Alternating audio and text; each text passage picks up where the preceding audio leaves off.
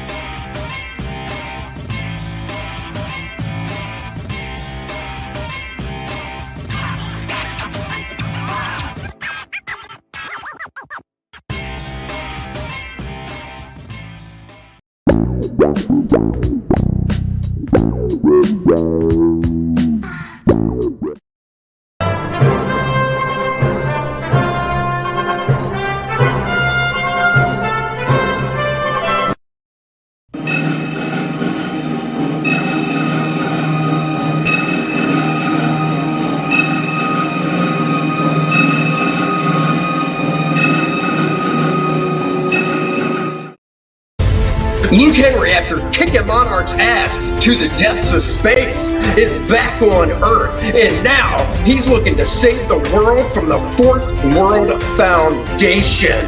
Sure, he had help from Penumbra before, but she's not helping him this time. He's got to face it on his own. Look at these four people. He's coming for a villain known as Adonis. He'll do it. You'll be there. Back it now. First Man 2, Learning Curve.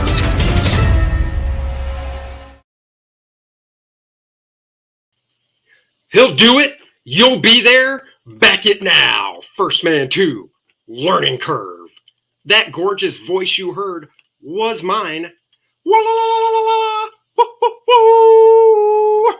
Warm it up. Hello, everybody. Doing a little impromptu stream as I'm inking something. I want to take the MegaCon to try and sell. Right here, it's this Captain America piece. Look at that, holding Thor's hammer. He's pow! I have the power! Ba-doop, ba-doop, ba-doop, ba-doop. I like to mix up different things. So the Captain America holding Thor's hammer, saying, "Bitch, give me that hammer." So I thought I'd do a little inking on a live stream. I hope everyone's doing well. Hola to you, Past Master Dan. Now my cat is mad. Why? What did your cat? What? Why is your cat mad? Omar, hello. What? Why is your cat mad? It's not me, is it? I hope not. Guys, back First Man Volume 2 Learning Curve link is in the description below the video. Click on that bad boy. Head on over and contribute to the Andy Smith First Man Fund. Ahoy, Val. How are you? So I sold a couple pieces on the auction last night, even though I don't get the technical problems. Ethan says he can hear something. I don't hear it. I've done other streams with people using the exact same equipment. Nobody hears it. So I have no idea what the deal is, but whatever. We'll try and figure it out and get it working, because I know you want to hear me talk on Ethan's stream, not just look at my pretty face. So we'll try and work it out. Thank you very much. I appreciate that. I'm surprised we're streaming on the weekend. Like I said, I got to do a little inking, and I can actually show the inking on this, unlike the other stuff I have. We'd love to see how some of us interpret your work. I can... Let me think about that. I might be able to upload high-res pencils to a Dropbox and then put the link in the description, and then you guys can go grab it whenever you want and ink it. So yeah, that could be something we do. So I'm going to switch cameras and get to inking so my little brushy here doesn't dry out, and do that. And I'll look up every now and then if you guys would like to comment. I like looking at your comments. So that is what we're going to do. So let me switch cameras here. See, I know how to do all this stuff. It's just, let's see, there it is. Unfortunately, it's not directly overhead, but it's good enough for you guys to get the gist. Now I got to put my glasses on. You guys don't get to see that. You guys just get to see me ink, but you don't get to see me with my old man specs. Had to run to Home Depot today. That's always fun. Pick up something for the old bathroom sink. Our stopper isn't working too well, so I have to replace it, which means I'll probably end up breaking something and then having to call somebody in.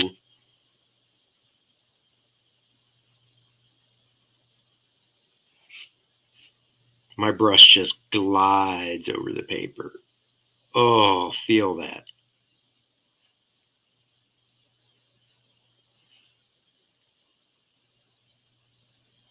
Captain America holding his mighty shield. No idea if that's how the song goes. Man, I wish I could play music. Then you guys would be entertained, but I play music. I did that on a stream before, and I got a nice little strike against me. So can't have that.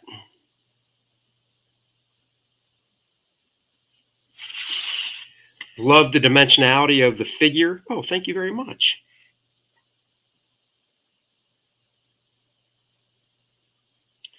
You guys are too kind. I don't think I'm going to be able to join in the art auction tonight, if anybody's wondering, because I have my wife got some tickets to this Van Gogh exhibit in town, and it's tonight. And you know what they say, happy wife, happy life.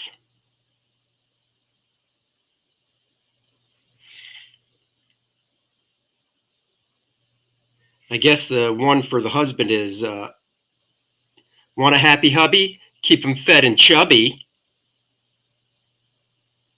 So what do you think of that?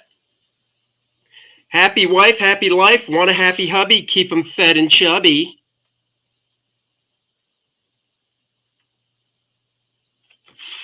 If only Aaron was around. He could join me, but he's not.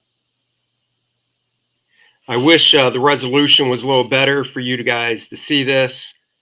Let me try one thing. I don't know if this is going to make it any better for you guys to see, but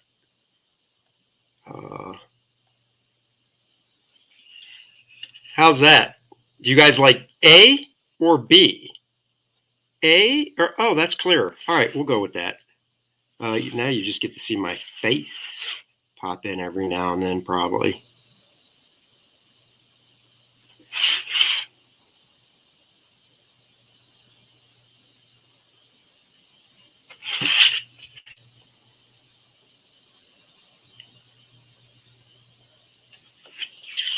Now I could ink this with all brush,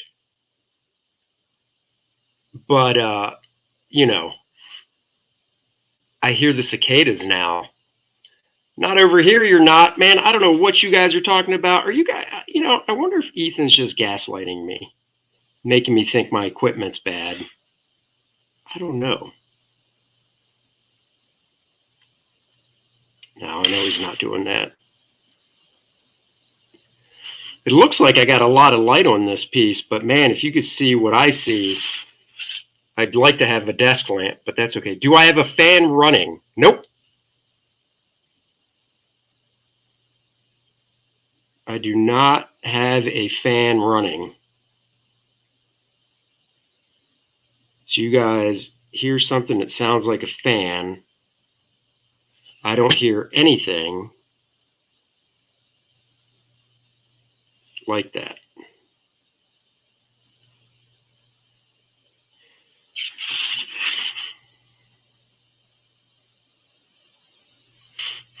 I'd mute my mic and try to listen to it. Oh, no. Just trying to help. Man, I would appreciate all the help I can get to figure this situation out, because I've been on lots of Ethan's live streams, and it's just recently about this whole noise thing. So I really don't know what it is. as I haven't changed anything. Anyhow, I could ink this all brush, but I won't. I'll do the rendering with a brush pen because I want to give it a specific feel. It's a little more illustrative that way. If I ink this all brush, it'll have more of a old school feel, and I don't want that.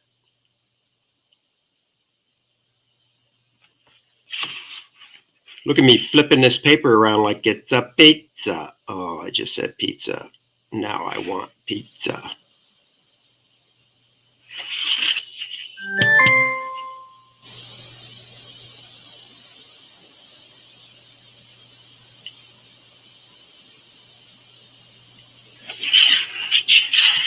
It's not loud at all. You know, I don't think it is either. I think Ethan is just so sensitive to sounds, maybe. I don't know. I don't hear it.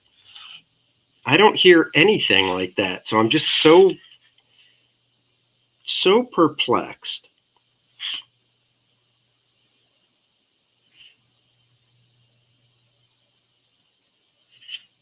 I wonder if I could listen to the Ben Shapiro podcast and if that would get me a copyright thing compared to music. Because I do like listening to Shapiro. And before I came on, I was listening to Big Ben. Big Ben. He's a small guy. But before I came on, I was listening to him, but I stopped it because I don't know if I'm allowed to listen to that while I work. Oh, when I shuffle the paper, I mean, there's not much I can do about that. I mean, the microphone's going to pick that up.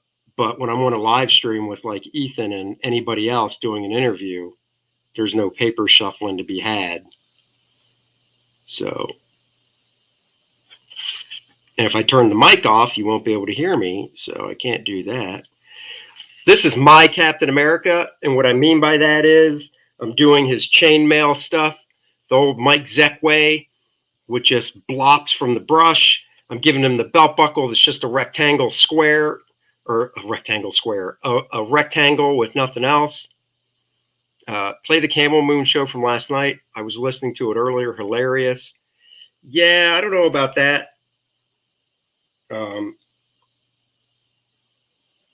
Not that it wasn't hilarious, but just playing another stream like that while I'm working might be too distracting because I would want to look up. That's why, like, podcasts, are you near a cold air return or event? Nope. I'm not. I have a ductless heating AC system, but that's on a wall, and the wall's not close to me at all. Ooh, I rhymed. I busted down a rhyme, yo. I said the wall is not close to me at all.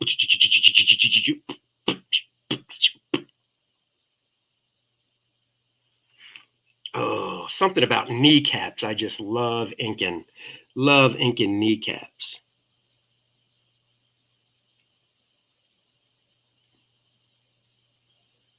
I've tried inking things like with microns, really thin outline, kind of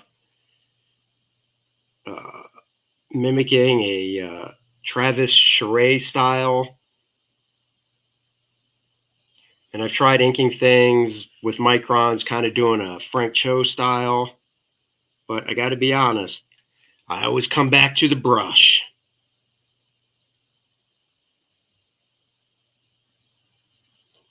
I just love what a brush can do.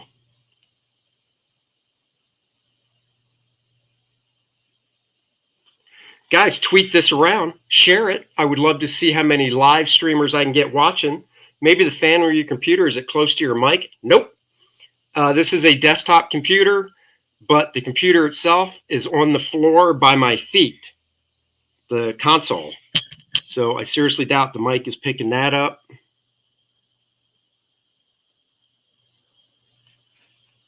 Once again, nothing has changed from before when I would stream on or be on somebody's channel. And Ethan's channel is the only one where they tell me. Now, maybe the other people are just like, whatever, and don't care enough to tell me. I don't know.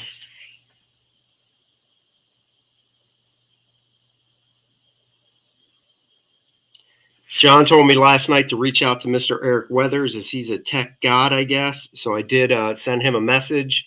So hopefully he'll get back to me, and maybe we can jump on a phone call and he can work it out. I'm also not against buying different equipment, even though the one webcam, not the one I'm using now, but the one that is in front of me to show my glorious face, I literally just bought it last week.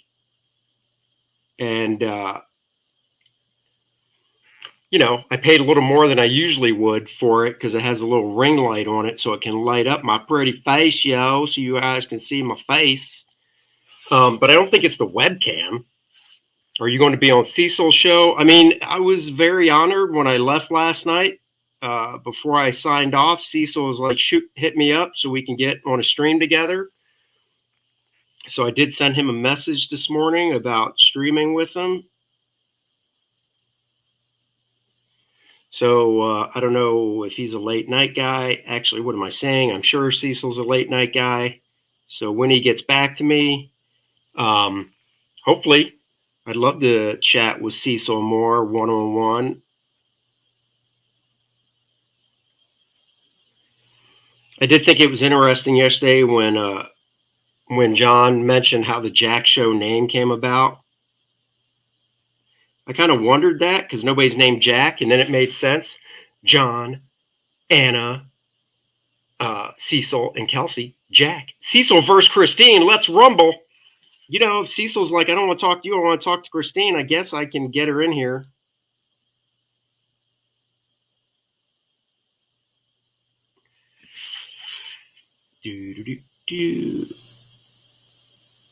So my inking process, if anybody's wondering, is yes, I do outline the figure generally first.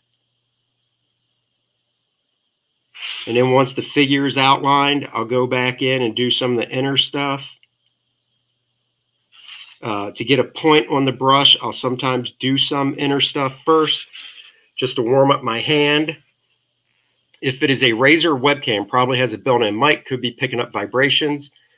Yeah, all these webcams have built-in microphones that I have. So the type of webcam I have does have a built-in microphone, but I don't know what vibration it would be picking up. Like, can you expound on that? Like, what vibration are you thinking it would be picking up? I was using an external mic on one of Ethan's shows. The first time he said he heard the noise. Monday night. This past Monday was the first time Ethan said he heard the noise, and I was actually using an external mic.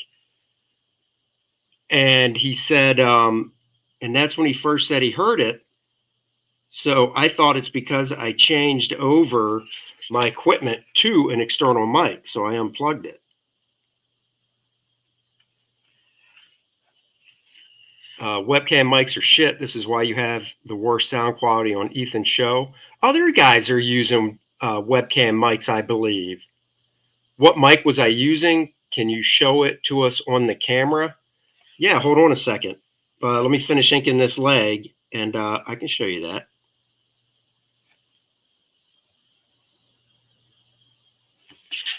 One second. But I can tell you this too, when I use the mic, it doesn't plug straight into the computer. It has to plug into a soundboard that I have, a little mixing board, because the microphone has one of those big fat metal ends, not a USB. But here, hold on, let me see. Let me ink his head. I really want to get the outlining done. By the way, I'm not trying to shit on you, just saying that dude, I want all the help I can get. Could be a fan, could be air running past whatever it is connected to.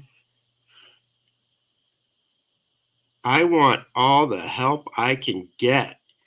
Now, if you start busting down my artwork and you're not an artist, I might have to have some words with you. But if you're talking about my technical stuff, I just want to get it taken care of so I don't have issues.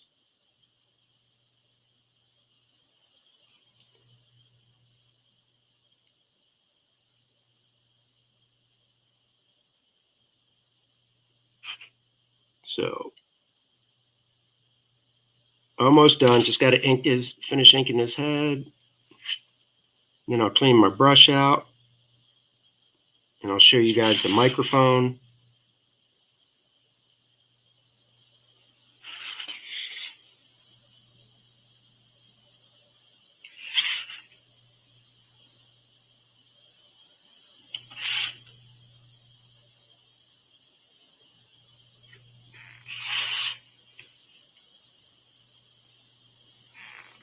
All right, let me clean my brush. And I'll show you guys the mic.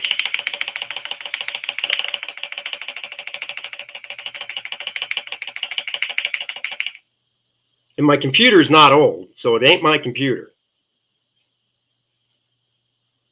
And I love saying the word ain't because my wife hates it when I say the word ain't. She's like, ain't's not a word. I hate it when you say that. And I'm like, whatever. All right, hold on. Gotta take my glasses off. Nobody needs to see me with my glasses. Let me switch the cam. Hello. Let's see.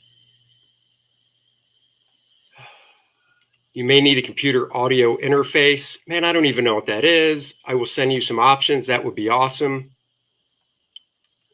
You can't draw kneecaps. Full shit. Oh, burn. You know, when I was a little kid growing up, hey, Shant, how are you? Thank you for popping on. When I was a kid growing up, my dad used to call me knobby knees because I had skinny legs. And he said my knees really were like just these like really popped out balls on top of my legs. So he used to call me knobby knees. So you just brought back painful memories about kneecaps. Why would you do that? I'm kidding. That is master acting, by the way. Okay, so microphone wise, I've got this. I don't know if this, oh wait. I've got this microphone right here.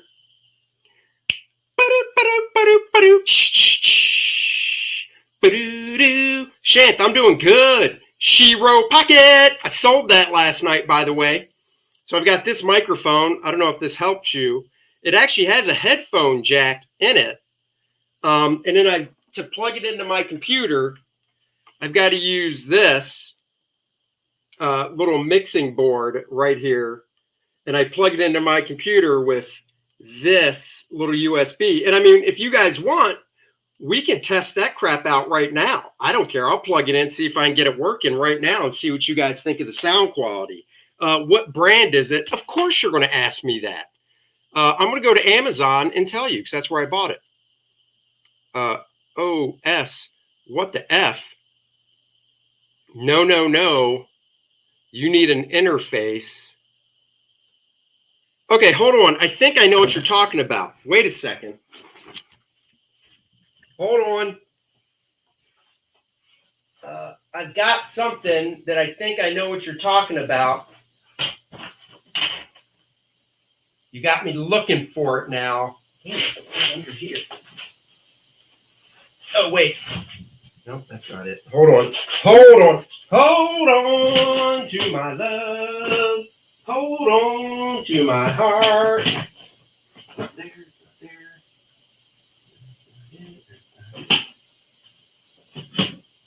Damn it. I'm pretty sure I have what you're talking about. Hey, look what I found. Ready? This is not the interface, but this thing looks like a cheap Chinese analog converter. Could be. Wait. In brightest day, in blackest night, No evil shall escape my sight. Beware my power, Green Lantern's light.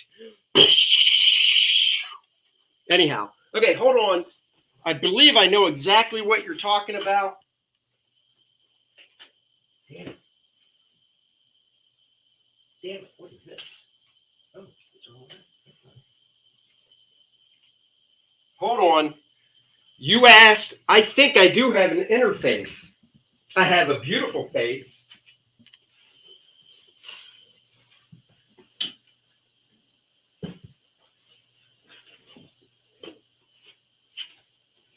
Oh my God, I do have something. Guys, let me tell you, you're hurting my brain. You're really hurting my brain right now. By the way, life size. Look at that. Life size.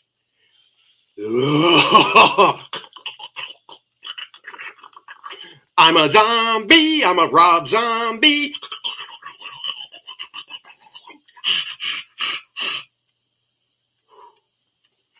Always like Puck. Hold on to that feeling. This thing looks like a cheap Chinese analog converter. What, you mean the thing I just showed you? Could be.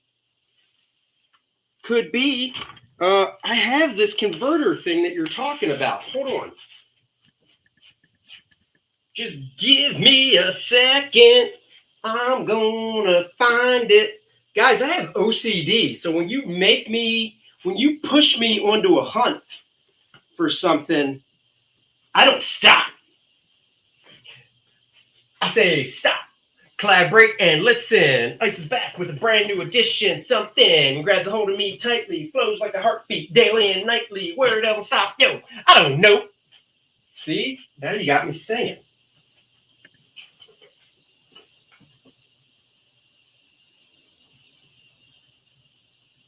Damn. Damn, yo.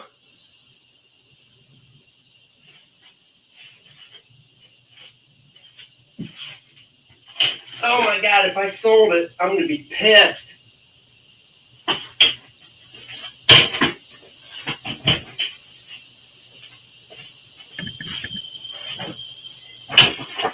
It was right over here on the floor.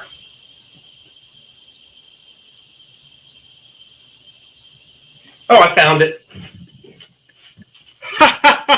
It was below my desk the whole time. Do you mean this? One of these? Should I plug my mic into this?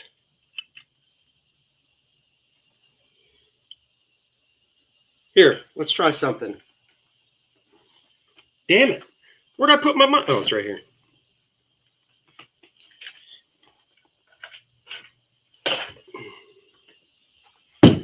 Oops.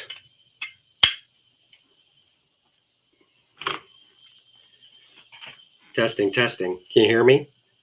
That's not what I'm talking about. Damn it! I'll send you some on Facebook. Show us toys. Hey, Andy, love the new banner. Looks great. Thank you, Jay Lee. It's because of you I got it. That's not what you're talking about. Well, you know what? I'm going to try it anyhow. Hold on. Audio.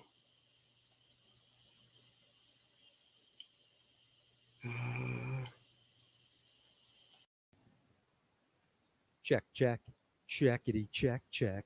I say check, check. How's that sound? Does that sound any better? I'm not sure what that is, but it isn't a computer audio interface. Well, no, it's so I can plug this into my, it's so I can plug it in. Yes, it sounds better. Should I put headphones on? All right, now I'm going to put headphones on, so hold on.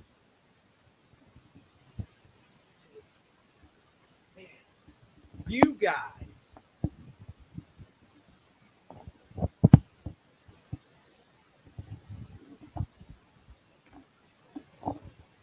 Check, check, check.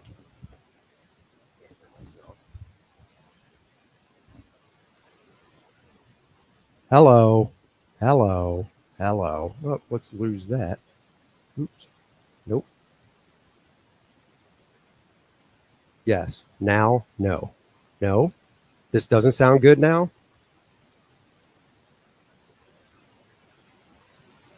So when I'm using, so you can actually hear me through this mic. Why can't I hear myself? Like through these headphones?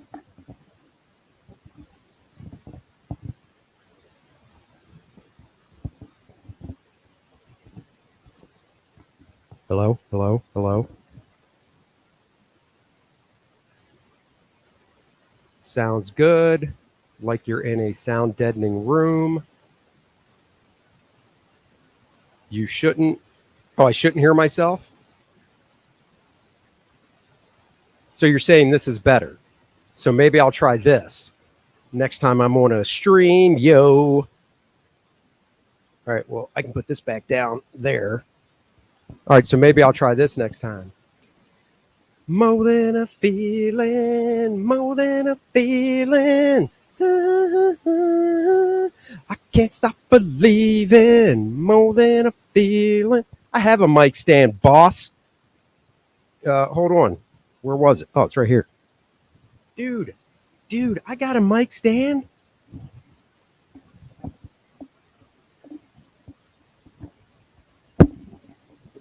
Boom, baby.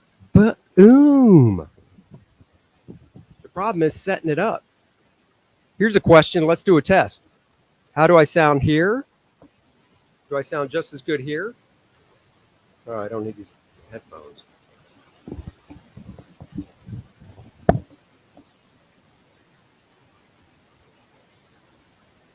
Don't need headphones. So how about here? Does it still no? So this is where I need to have this mic right here. Is that what you're telling me?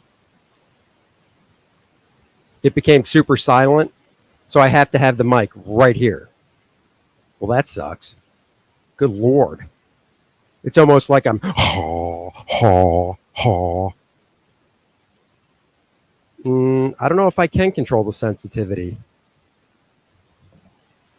All right, let me set this down. All right, I think I might have to get back to inking. I'll show you guys something new.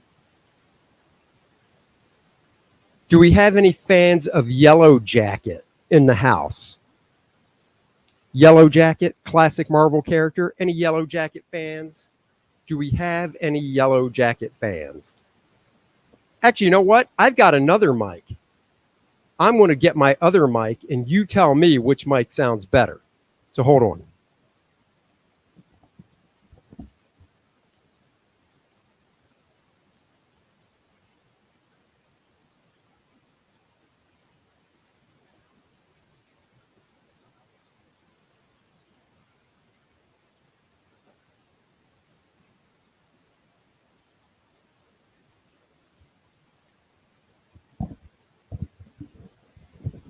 Ant-Man movie villain. Yes, Ant-Man movie villain, but I'm talking about the Yellow Jacket from the comics.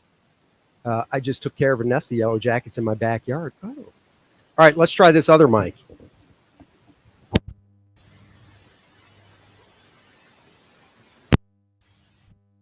Does this one sound? Does this one sound better or worse? A or B? A or B?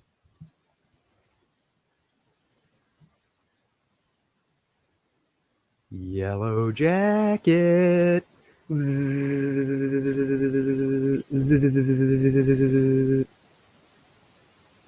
the Yellow Jacket. A sounds better? Damn it. Is this A? I forgot. Damn. B is louder?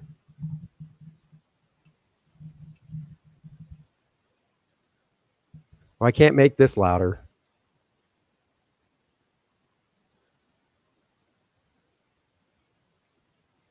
You think this one is louder? What about now? How's it sound now? Or do I have to be up close on this one too? Here, let me show you this Yellow Jacket better.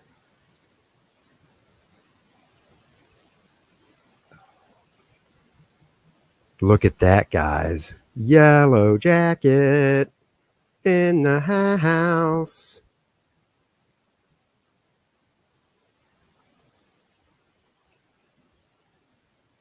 Close.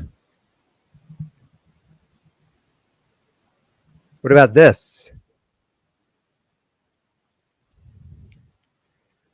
penumbra for the penumbros. That's B, and you don't have to put mic close to your mouth. So how's that? Is that good? Can you hear me now? Can you hear me now? Boom. Hot. Thanks, Star Wars. Make Star Wars great again. Make comics great again. So is this good? Can I hold it right here? Here. How's here? Is here good? Here? Here or there? Yes? Yes, what?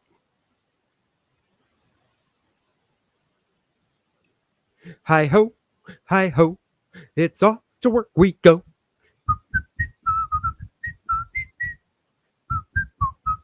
I guess the real question is there that noise? Is there that noise? That's the real question. And yes, I have a microphone stand for this as well. But the big question is there that noise? Robert Romano says, sounds good. All right, well, maybe I'll try this later tonight. But guys, do you want to 6-inch is loud too? Are you getting sexual in my chat? No noise. No noise. There's no noise. Yay. So do you want me to slight static fuzz? You guys are killing me. Or are you talking about this fuzz? Are you talking about this fuzz? Echo cancellation. All right, let me do that. I think I already have. I already have that checked. Automatically adjust mic volume. How's that? Is that better? I just clicked automatically adjust mic volume. So how's that sound? Away from mouth, ding dong. Oh, I see. Now we're name calling. So echo cancellation is checked. You may be able to control the sensitivity from your Windows control panel so you don't have to keep it so close to your face. Well, let's find out. Sounds like quiet white noise. Do you mean white snake? Oh, white noise. Turn that off. I hear the air conditioner. Turn what off? I don't have an air conditioner on. All right, hold on. Man, Aaron Lepresti does not have these problems. And the dude doesn't even use headphones. All right, hold on. I'm going to go to my control panel. You guys are making me want to cry. No, you're not.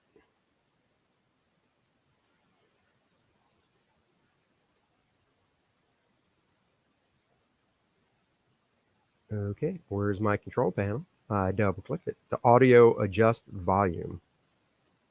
White noise. Is it white noise? It's not white noise.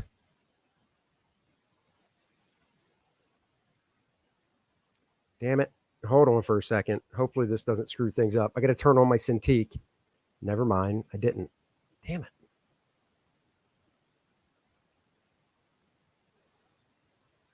Turn that off and then turn it down. Turn what off and turn it down? Oh. Turn the auto adjust off? Okay.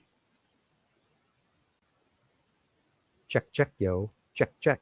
That's how I do my mic check, by the way. I go check, check. Oh, mic volume. Mic volume is 100%. Should it be higher?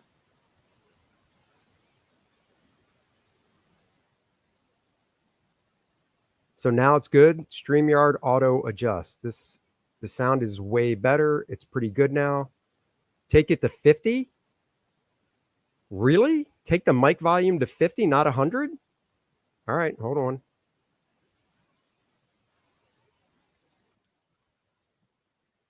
How's that? Is that good? Lower. Lower. I have it on 50 now. How's that sound? Man. Let me see. I'm at my control panel. Hardware and sound, I assume I want to go to. Let's see. Microphone devices. Nope. Nope. Adjust volume, change system sounds, manage. Wait, the static, is it being on 100? So how do I sound now? White noise went down. Oh. Well. I only hear the low white noise and surround sound, but barely. All right. Should I still be looking at my control center for something? Let's see. Recording. Microphone. Nope. I don't want to use that. Microphone Realtek audio is what I'm using.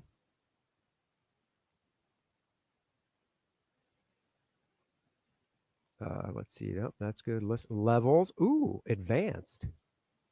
2 channels, 16-bit. Allow applications to take exclusive control. I think everything you need is in StreamYard. Okay. Levels. Look good. Like I know what I'm looking at. Yeah, the levels look good. Yeah, they look good. Yeah. I am Barack Hussein Obama, and I believe in Obamacare. Is there a gain knob on the mic? Now you're just getting personal. No, there's not.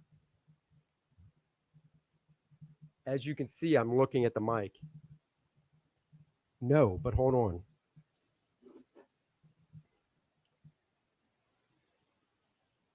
Nope, there's no gain knob on this thing that the mic's plugged into either. So I guess the real question is, should we do this or should I get back to inking? That's the real question. Because I can do this all day. I can get up, I can rap a dappa dappa dappa dappa dappa do. 2 thumbs up. Watching Suicide Squad tonight. No spoilers, please. Yeah, there's a gain knob on that little Jesus, I'm drawing a blank. There's a gain knob on my little mixing board that Val, you told me was crap. Thanks. I'm not really crying. Ethan gets thanked at the end of the movie. I know. I can't wait to see that. All right, guys. Would you like me to get back to inking or should we continue this? I don't care either way. Low. You tell me. I'm here for you guys. Look, I've got 2 hot babes on either side of me and Superman. Right there. Inking, but this is weirdly a fun Saturday morning of tech. Wow, I'm glad you think so. All right, well, this is the setup I'm going to try. Invite EVS to the stream. Do you really think he's awake? Here, fine. Here, I will invite EVS to the stream, knowing for a fact that he's not awake. Actually, I don't know that for a fact. I take that back. But I seriously doubt Ethan's awake. Here, hold on. Let's invite him. I'll invite somebody to the stream just to see if they're around to see how my volume sounds. How's that? Oh, Dan Frag is showing a little goodness of his sketchbook stuff. Nice. All right, let me see. Let's see.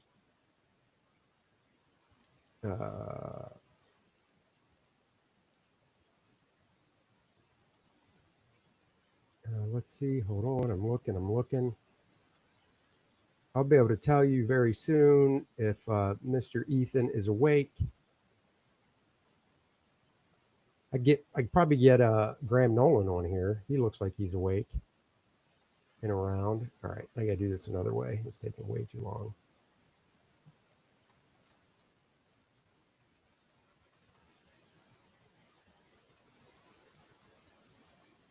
Oop. Yeah, it does not look like he's on right now. But let me see. Let's see if any of the bros are on. The professionals.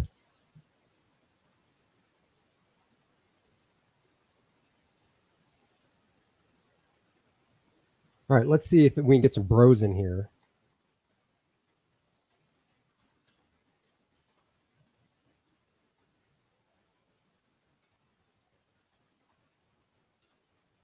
Type in with one finger. not how I usually type. I type like a secretary, like a boss.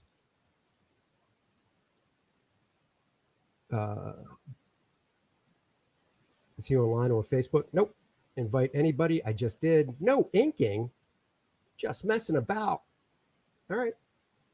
I mean, I don't care. I can get back to inking at any time. But if you would like to see what's going on, there it is.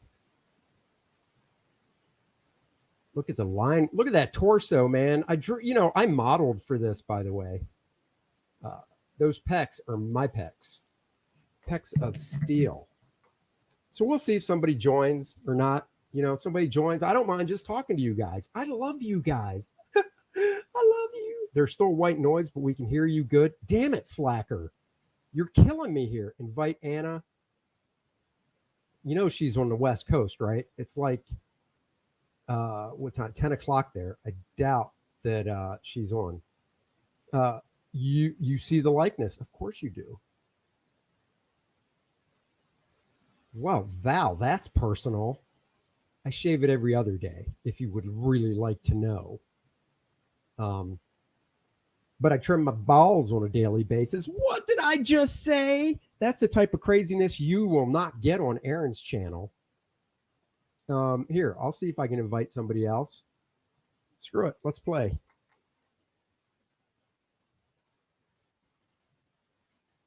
Let's play. Let's see.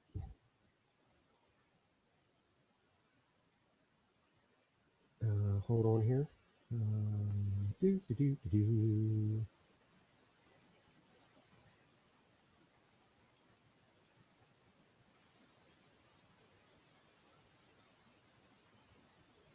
Hold on here.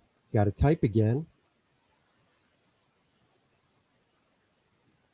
Oh, thank you so much. Isn't that a hassle? My hair is thinning. No, I do it in the shower. Vinny Art, what is up with you, bro? Nah, man, I just shaved my head in the shower. Takes no time. Dollar Shave Club. Shoot, shoot, shoot, shoot, shoot, shoot, shoot. Do my face at the same time. My face. I do my face at the same time. Hold on a second.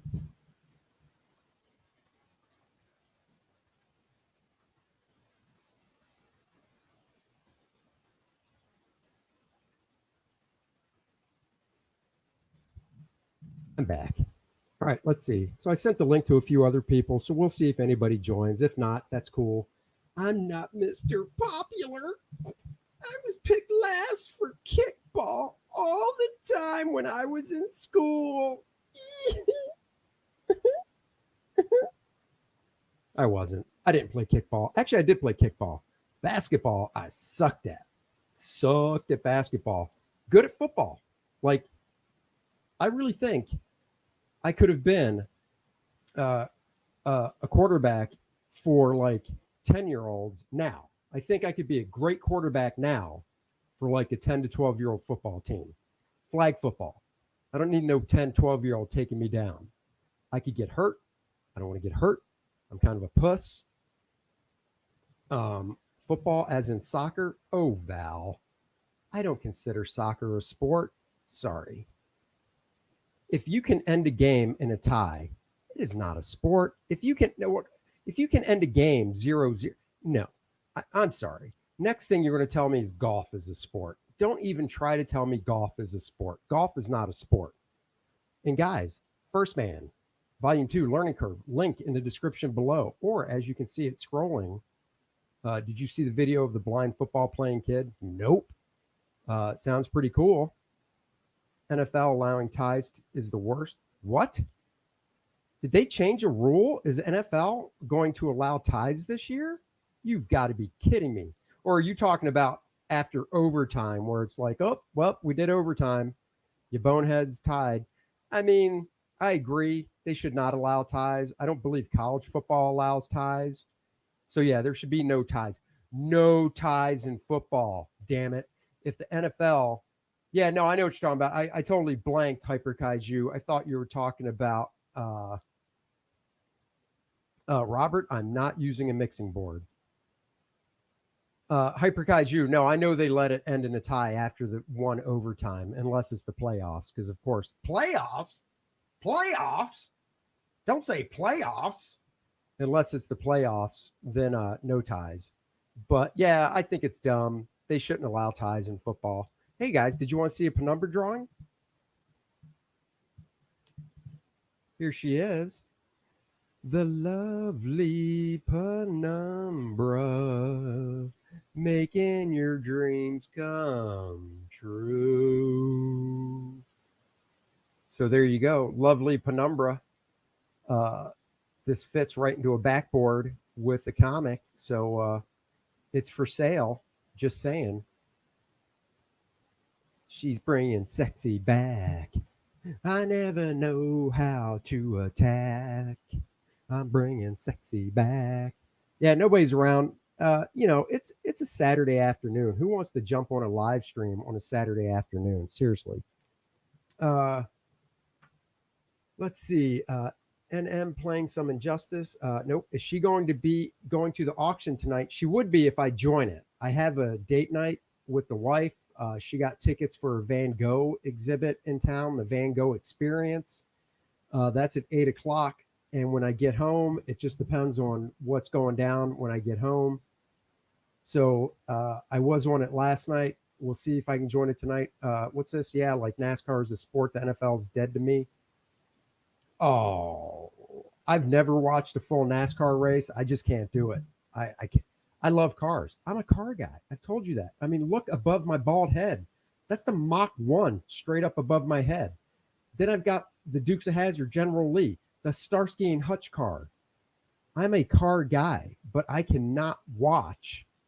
I can't watch NASCAR, man.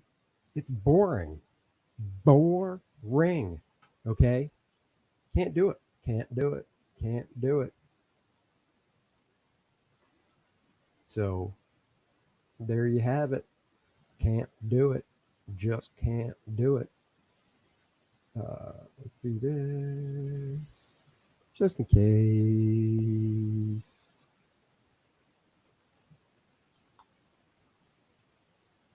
I just sent the link someplace else for you fine ladies and gentlemen. Let's see. Just trying to see something.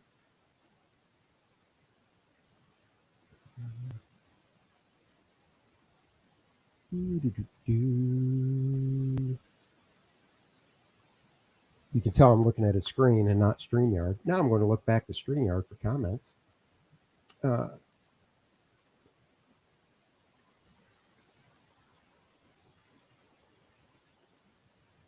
I'm recovering from kidney stone surgery. Jesus. Hell, I hope that goes well. I've had kidney stones, but not surgery. If they take a knee on them, I turn it off. Yes, NASCAR blows. I just discovered it last week. It's awesome. What? What'd I miss? What did you discover last week? Tell me, Val.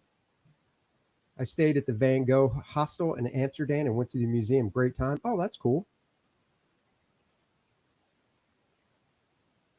Just joking, bro. I hope you're feeling better. Oh, I get it. I see. Oh my God, that's so funny. So funny. Can't pee, can't poop, can't sleep. Damn it, son. Oh man, past Master Dan. I've had kidney stones 3 times. I've had to go to the hospital all 3 times over the course of 20 years. It blows. A game called PUBG. What is PUBG? Enlighten a brother. What is PUBG? Put a link in the chat here, and I'll click on it to see what PUBG is. Yeah, past Master Dan. I really hope that gets taken care of quick because I can't imagine stones like that for a while. I feel like I should do some Captain America inking since that's the name of this stream, and if people join it. And I want subscriptions to my channel. So, guys, I'm going to do a little Captain America inking. If somebody does pop in that I invited, I will pop them up so they can join me. Oh, I might be getting a guest in 1 second. So give me a sec. I don't want to tell you who it is. It is somebody I've never had on my channel before. So let's hope this guest comes through. I just got a message saying they would. Yep. So give it a second here. It's somebody whose work I really admire and enjoy. So let's see what happens. Oh, you know what? I'm gonna put headphones on for the guest.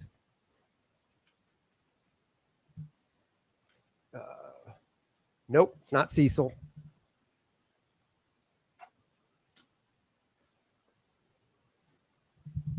One second here.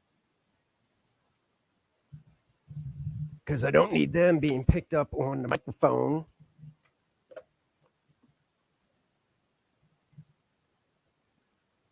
Nope, not Cecil. I mean, Cecil's more than welcome to come in. He is in the group that I sent the link to, but, you know, the dude's probably still crashed. I don't know. I don't know much about Cecil. Is it Dale? No, it is not Dale. It is an artist whose work I really admire. I'll just leave it at that. If no mixing and it's a USB mic, try taking control panel down to say 30, then take StreamYard volume up to 100. Oh. It's not a USB mic. It has one of these fat plugs right here, and I have it plugged into a converter, and then the converter is plugged into my computer. There you go. Fragaboom. It is not Fragaboom. I do love Fraga's art. No, it is somebody I don't believe I've ever talked to before. This is fun. Now, if the guy doesn't show up, I'm going to look like an a-hole, but I'm used to looking like a a-hole. Oh, here we go. Hold on. Bringing him in. Ah, Mr. How are you? not bad. Enjoying this fine morning. Saw that you needed some company. I want to come say, hey, we never get to hang out. So I know, man. And I'm telling these guys, I had them guessing who it was. I said it's an artist whose work I love, but I don't think I've ever actually talked to in person like this. So. Yeah, it gets kind of hectic. I'm not the biggest fan of like live streaming. I'm always afraid I'm going to say something I'll regret later. So I try to protect myself a little bit. And also, absence makes the heart grow fonder. So, you know, I want to not make it out that I'm always out here. You know, I got to leave a little mystery. I hear you. Kelsey, talk about saying things that you might regret. I actually did. And by the way, how do I sound? Because this is the whole point. I'm trying out stuff. Good? Sounds great. Yeah. Do you hear any weird humming or anything? I hear something that sounds like it could be an air conditioner or something, but that could be my fan. I don't know. I've always had fan problems in my audio. All right. Yeah, there's nothing on in here. So that could be me. It could be me then. But I mean, it also could be your microphone setting because like on this like Yeti, there's like a directional thing, which one picks up all ambient sound.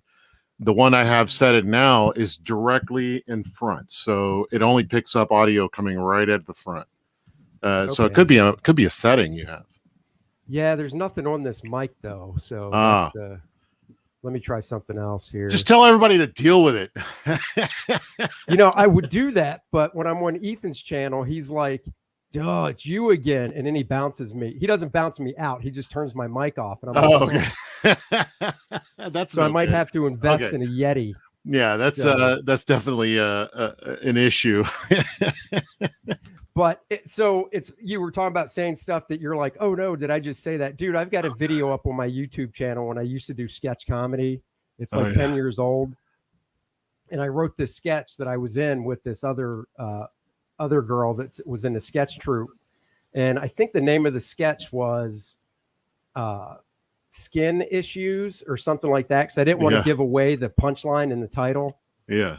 But the whole gist of the sketch is the girl that I'm in it with, she's a black girl, and she's playing a dermatologist. Dermatologist is skin stuff, right? I see your problem. You're white. No, no. But dude, seriously, the whole sketch starts where I sit down and she's like, Mr. Johnson, Jones, whatever I said my name was, why are you here to see me? And I said, well, I'm having skin issues. And she looks me up and down and she goes, I mean, you look fine. And I go, well, it's not like that. It's more about the tone. And she goes, tone? And I'm like, and I'm paraphrasing. This is 10 Yeah. years old, so I might have it wrong.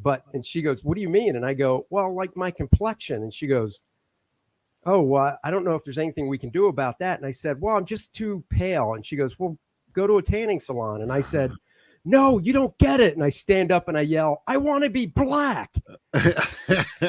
And she's like, excuse me? And I go, black, I want to be a brother. I want to be the N-word. And that's what I said. Oh, I said shit. the N-word, right? Oh, And did you she actually goes, say the word? No. I Oh, said, I want to okay. be the I was like, N-word. And she goes, what? And she goes, yeah, because once I'm black, then I don't have to say the N-word. I can actually say it because I'll be black. Shit. And she goes, oh my, and she's just, she's doing a great job. And as the doctor, and she's like, I'm sorry, but you're going to have to leave. And I go, no, trust me. I can do it. I've studied up on all the great blacks in history. I know the catchphrases. Like, here, watch. Let me prove it to you. I had a dream. What you talking about, Willis? And then, comedy's the rule of threes. I always forget the third one that I said because it's been 10 years. But trust me, it gets worse. I think it's a Michael Jackson one because it's. And I want to play basketball better. Oh, shit. Oh, no, I actually did. Well, then I said, look, trust me, I always go down to the local court once a week and get into a pickup game. Look at this vertical leap. And I do this little jump that gets me like 2 inches off the ground. And she's like, that's it. I'm going to call security. And I'm like, no, don't call security. Trust me. And she's like, nope, I'm calling security. And then I go, I know what it is. You don't want to make me black because you're a racist. You want to keep all the black stuff to yourself, all the cool stuff that you can do. That's not cool. And it just goes on for like 5 more minutes. You were ahead of your time. It was 2010 when I did it. And it was for a sketch comedy troupe. We performed it in front of a live audience, and it went over great. So I put it up on YouTube.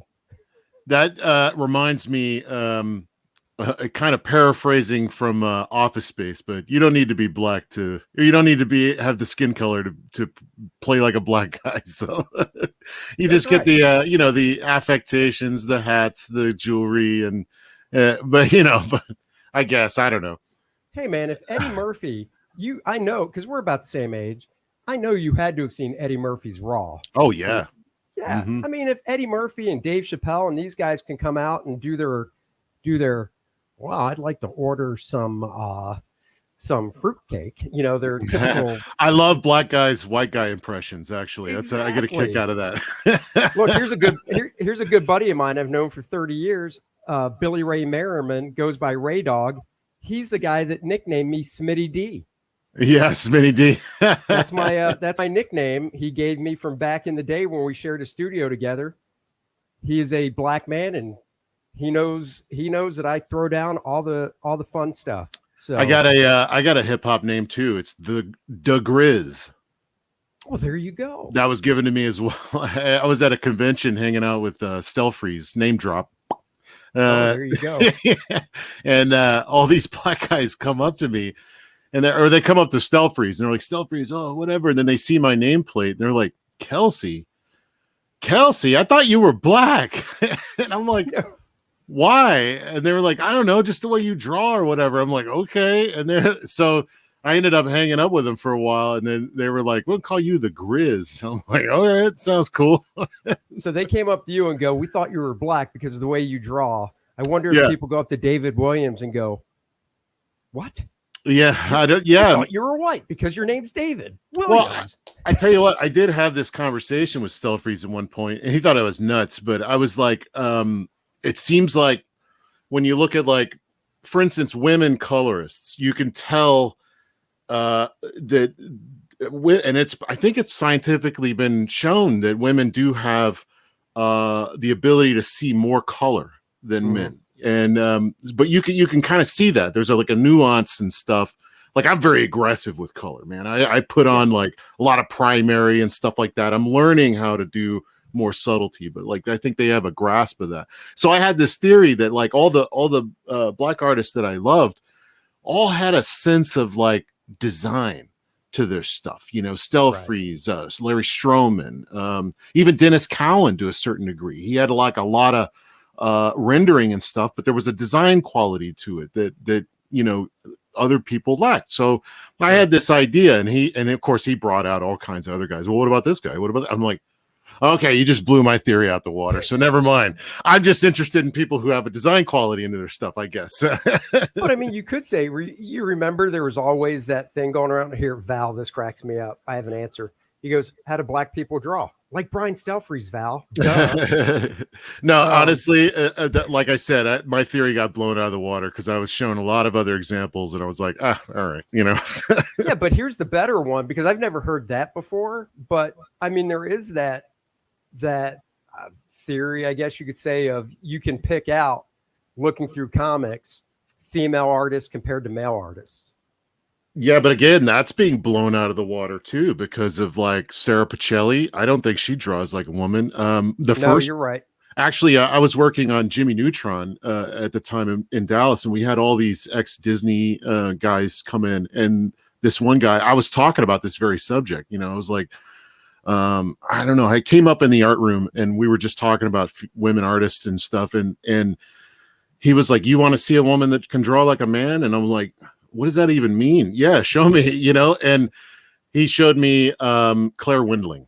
And oh my God, yeah. At the time, she's gone into a very feminine kind of path recently in her art. She draws a lot of like beautiful, frilly things, little girls and furry animals and things like that. So she's doing something different. She's in a new phase. But at the time, her stuff was very, I don't know if the word masculine is correct, but more masculine than you would expect for a woman.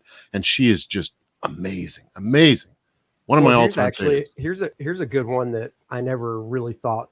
Marie Severin. I mean, back in the day, the stuff she was doing, you wouldn't even look at the credits. You just think, who drew this? This is awesome.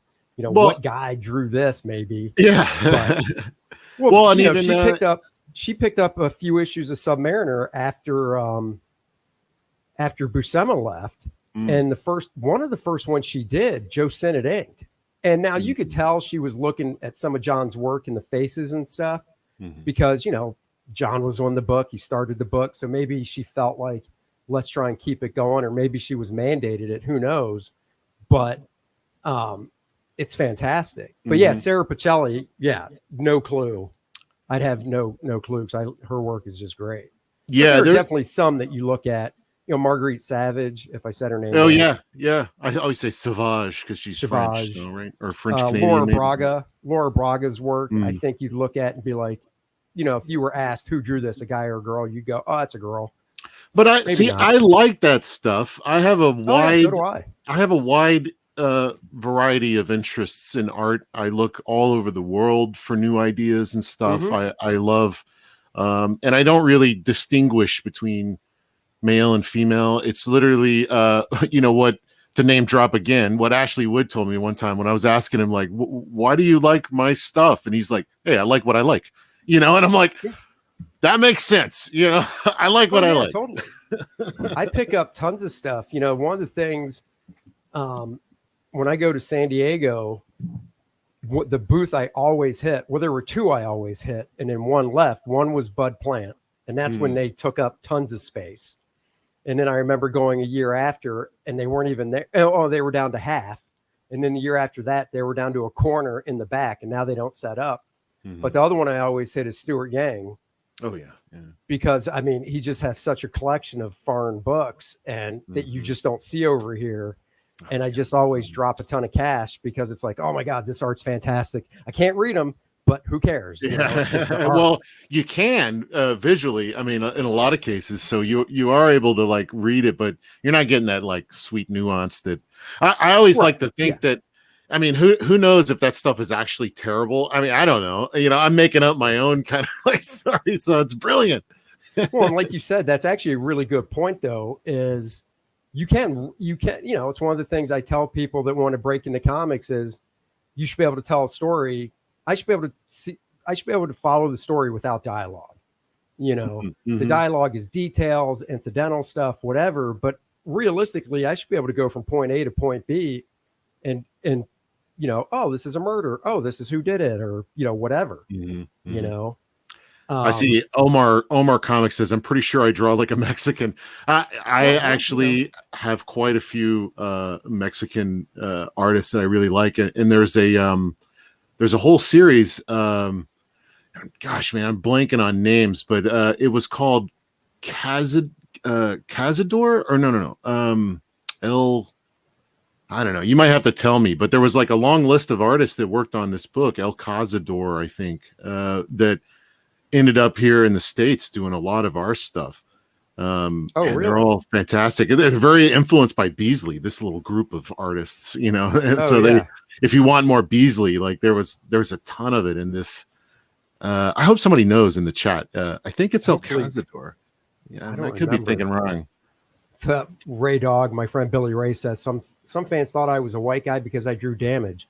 Billy Ray, I still think you're a white guy. I still do, Billy Ray. I think it's a disguise. Also, and I know Billy Ray worked for Bill Black, a mutual friend of ours that does AC Comics. He's like, somebody asked if he was Bill Black. He said, "No, I'm Black Bill." I love Billy Ray. He has such a great sense of humor. That's fun.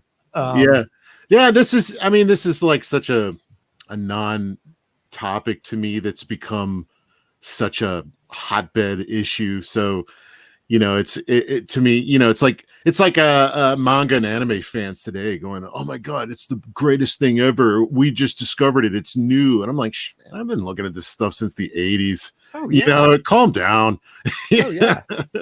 Yeah, I mean, one of my favorites, and once again, I can't read it. I got it back in the early 90s when I was living in Orlando, is a manga book called Bastard. Yeah. And I love the guy's artwork. And I think I've got probably 15 volumes of it, but they're all straight from Japan. I can't read them. Oh yeah. But I don't the know if that's artwork, ever been translated, has it?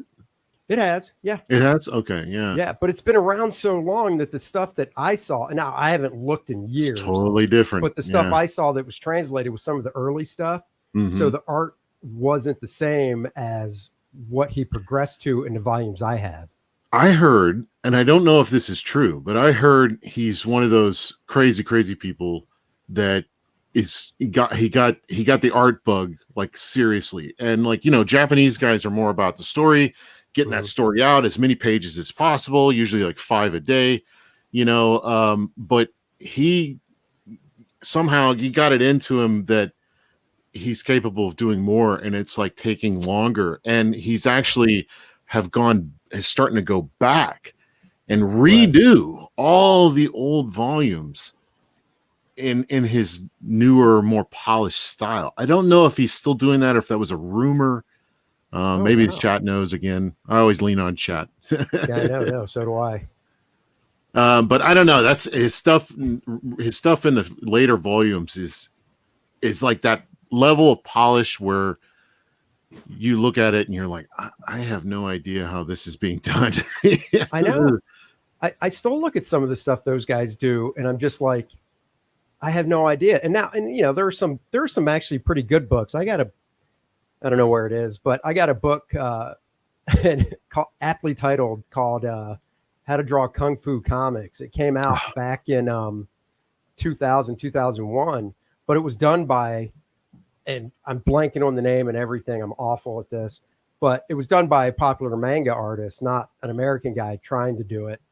And I mean, and it's in English, but the techniques that are in it, like there's a chapter on just special effects, speed lines and stuff like that. And there's, explosions and whatnot. Of course, an anatomy chapter on like the cross hatching rendering that they're kind of more known for when it comes to the figure work. It's a great book. I don't know if I'm going off the point here, but that brings up an interesting thing about manga. Like, since it's such a big deal right now, I haven't heard this in a while, but for years and years, when people were like, what makes manga? And American artists, we had, who am I thinking of? Adam Warren. Oh, Adam Warren. Yeah. Adam Warren was holding down that style for years and years, and I think he had pat answers. I know he knows that there's more than this, but like when asked what is manga, people are like big eyes, speed lines, all the affectation on top. But it's like no, manga is like pacing. Yeah, I was gonna say it's a storytelling style. Yeah, it's not and I like when people don't look at my stuff and see manga, but it is probably a good 80% influenced by manga, but mostly from the storytelling, from the emotional content, from the that kind of thing. It's an intangible thing. So I think that's why they come up with these pat answers like speed lines, and things like that. But it's so much deeper when you get into it, man.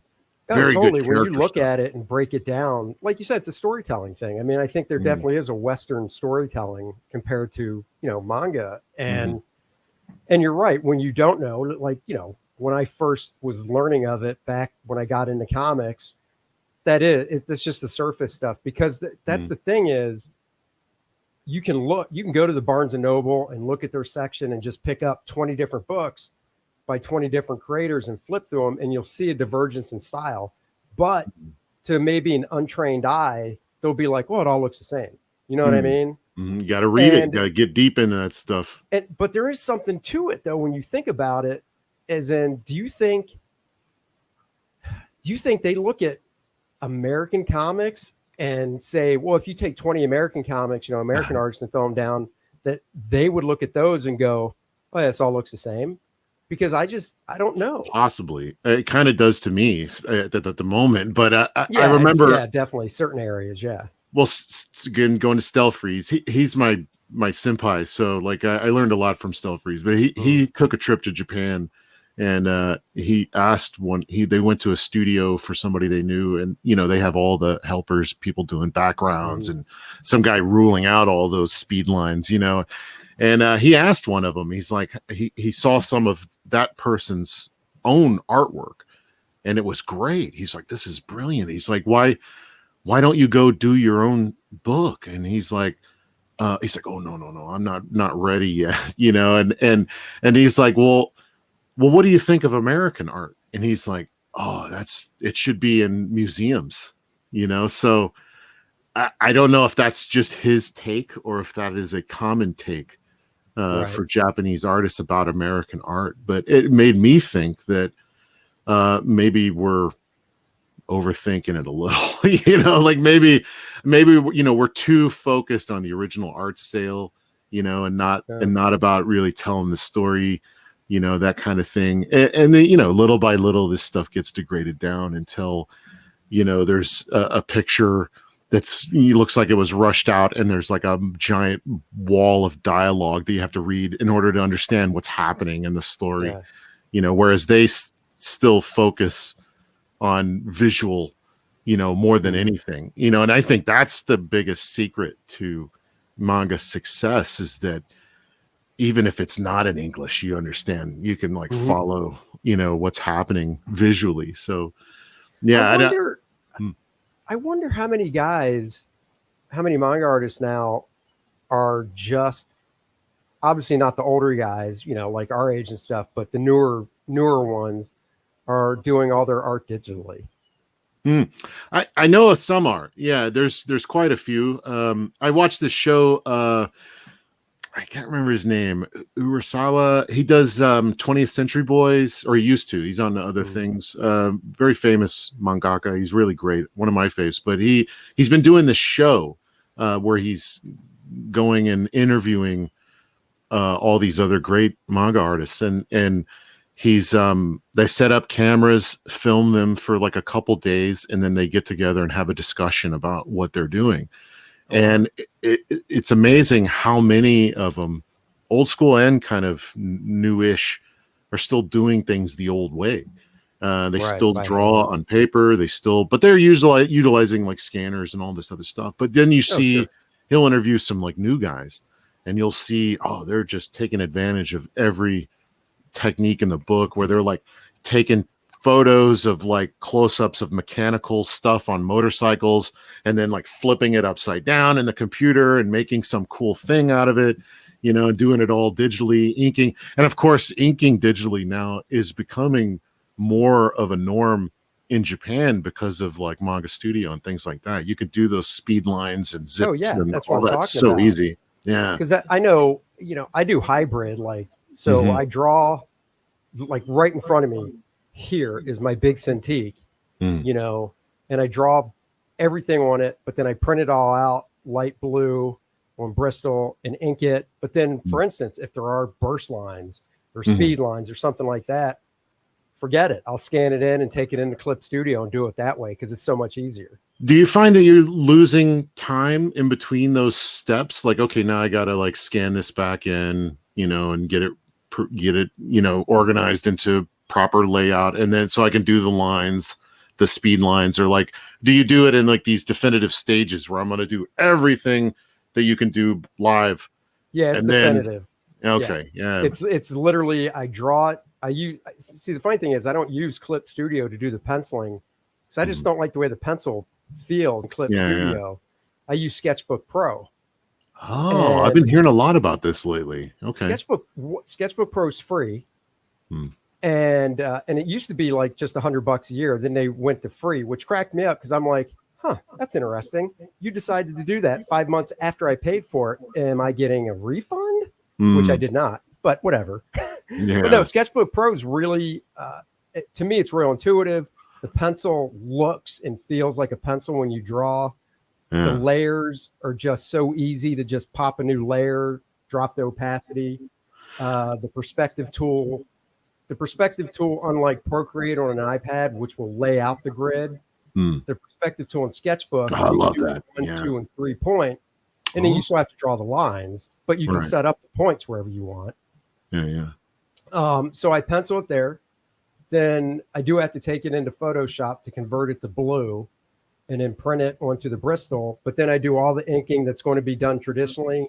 And then I have to scan it anyhow for, the color. So I scan it, and then any touch-ups and stuff or special effects, I'll just do in Clip Studio and then save it off and shoot it to the color. So it's all this. But you said earlier, I caught a little bit of you saying you had OCD, so that makes a lot of sense. I happen to be pure chaos, so like I know that I have to have kind of a simpler kind of thing, like I either do it all in Photoshop or all in Clip Studio or all on paper, because like I'll get to a certain point and go, oh man, if I want to do this over here, so I'll have to go back, and then and then I'm constantly reevaluating the image, so I have to have like a more fluid kind of like model. That's like, I remember talking to Bill Sienkiewicz one time.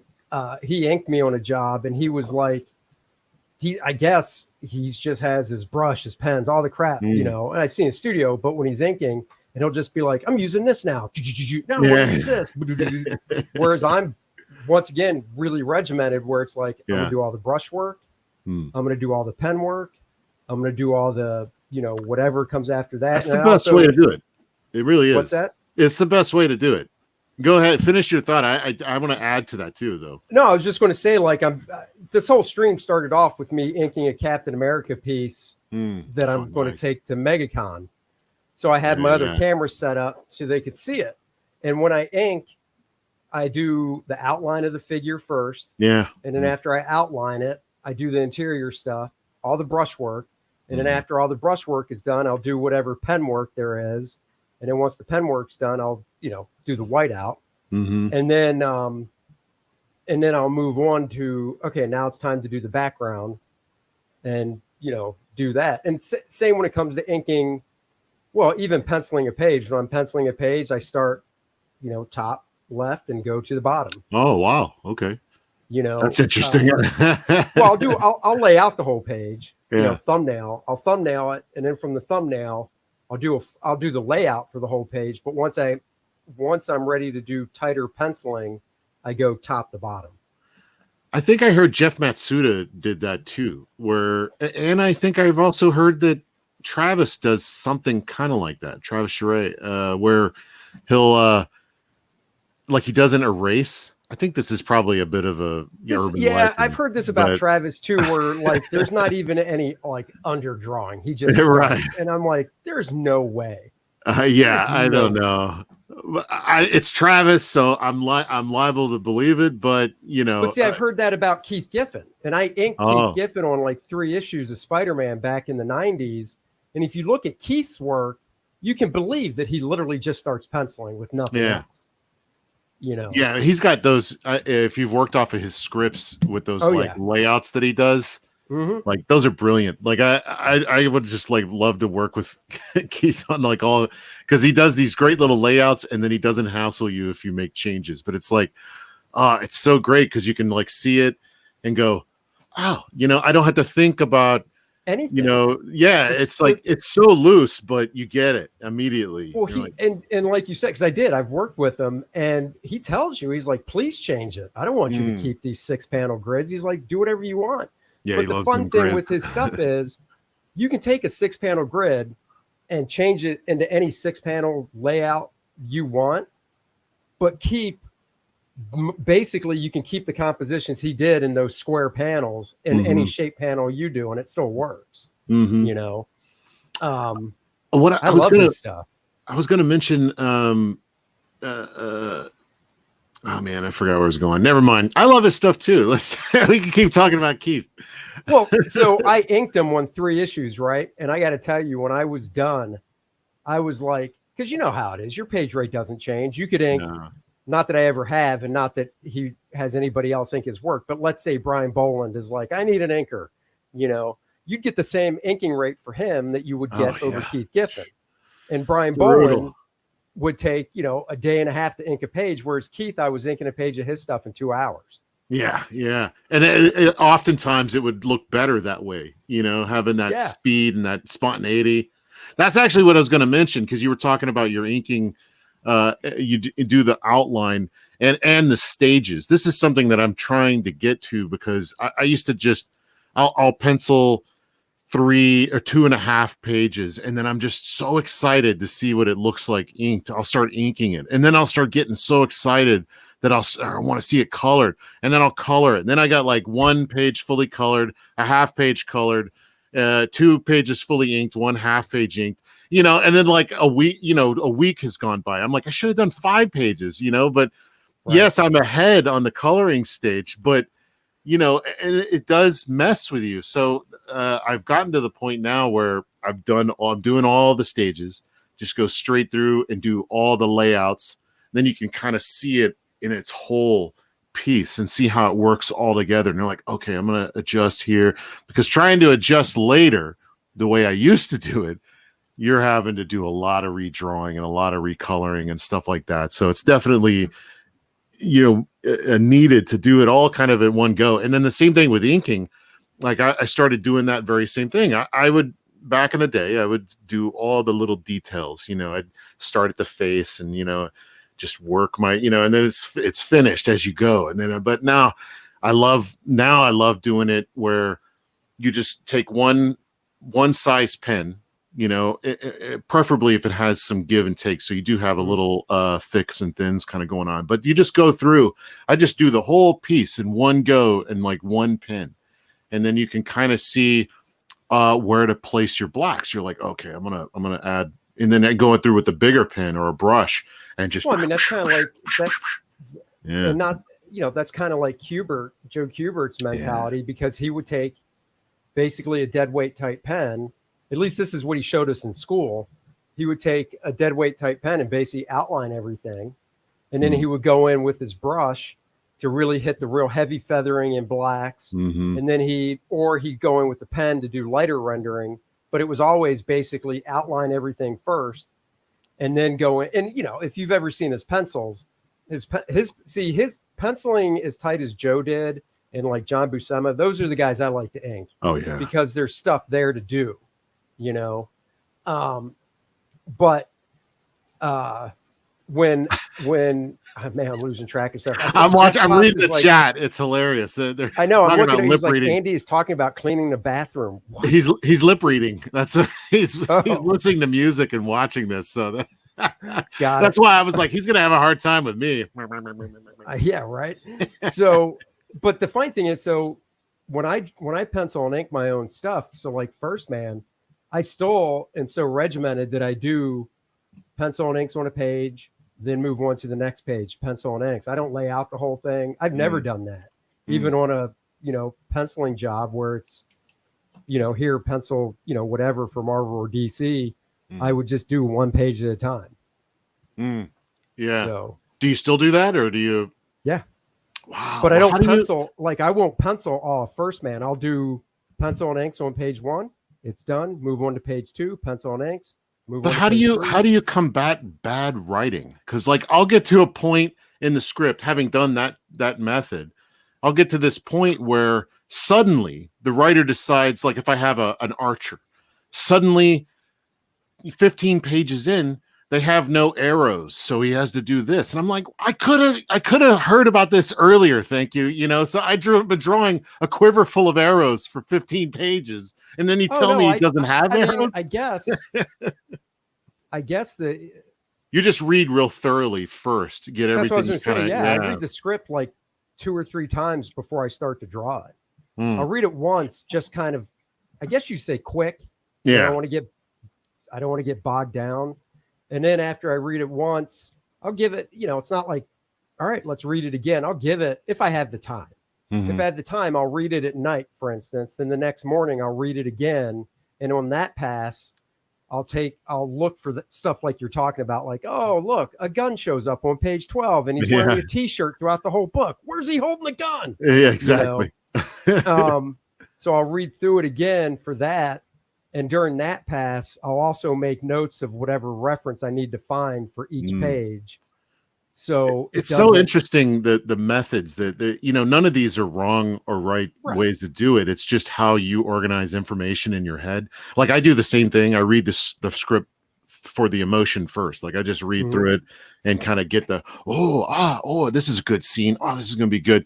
And then I just go straight into layouts at that point, and I start breaking down the page. And then you kind of, this is why when people are like,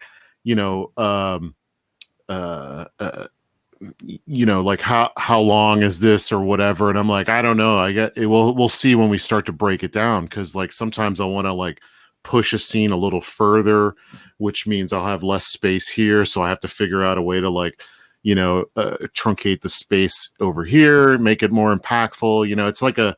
It's this give and take, this like flow I got to do. But I wish, and I've read a lot of stuff about guys that do that. They'll take notes on the script and they'll do it all that, but my brain can't keep all that in my head. So like I get, I go from one thing to the next really fast. So I just kind of have to focus on like whatever's in front of me at any given time. So that's how I end up in those traps. But this is why, for my particular way my brain is structured, kind of laying it all out or having Keith Giffen's layouts, it's like suddenly I don't have to keep a lot of that stuff in my head. It's like it's all there. That's what's so great about it. I've worked with a lot of great writers, but I've worked with a couple of old school writers, Keith Giffen, who's also a great artist, and D.G. Chichester. These are guys that they know the structure so well that, like, I was working on the Chichester one. Is that how you say his name?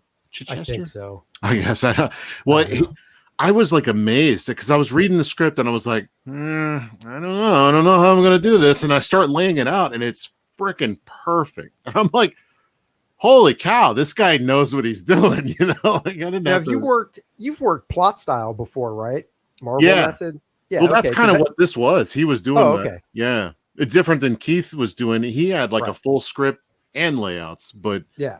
Well, I was just asking because when I first got in the business, when I broke into DC, but that was full script. But then when I went to Marvel, I worked with Mark Grunwald and he was plot. It took a while to get used to, even though I worked kind of that way in the Kubert school and some assignments.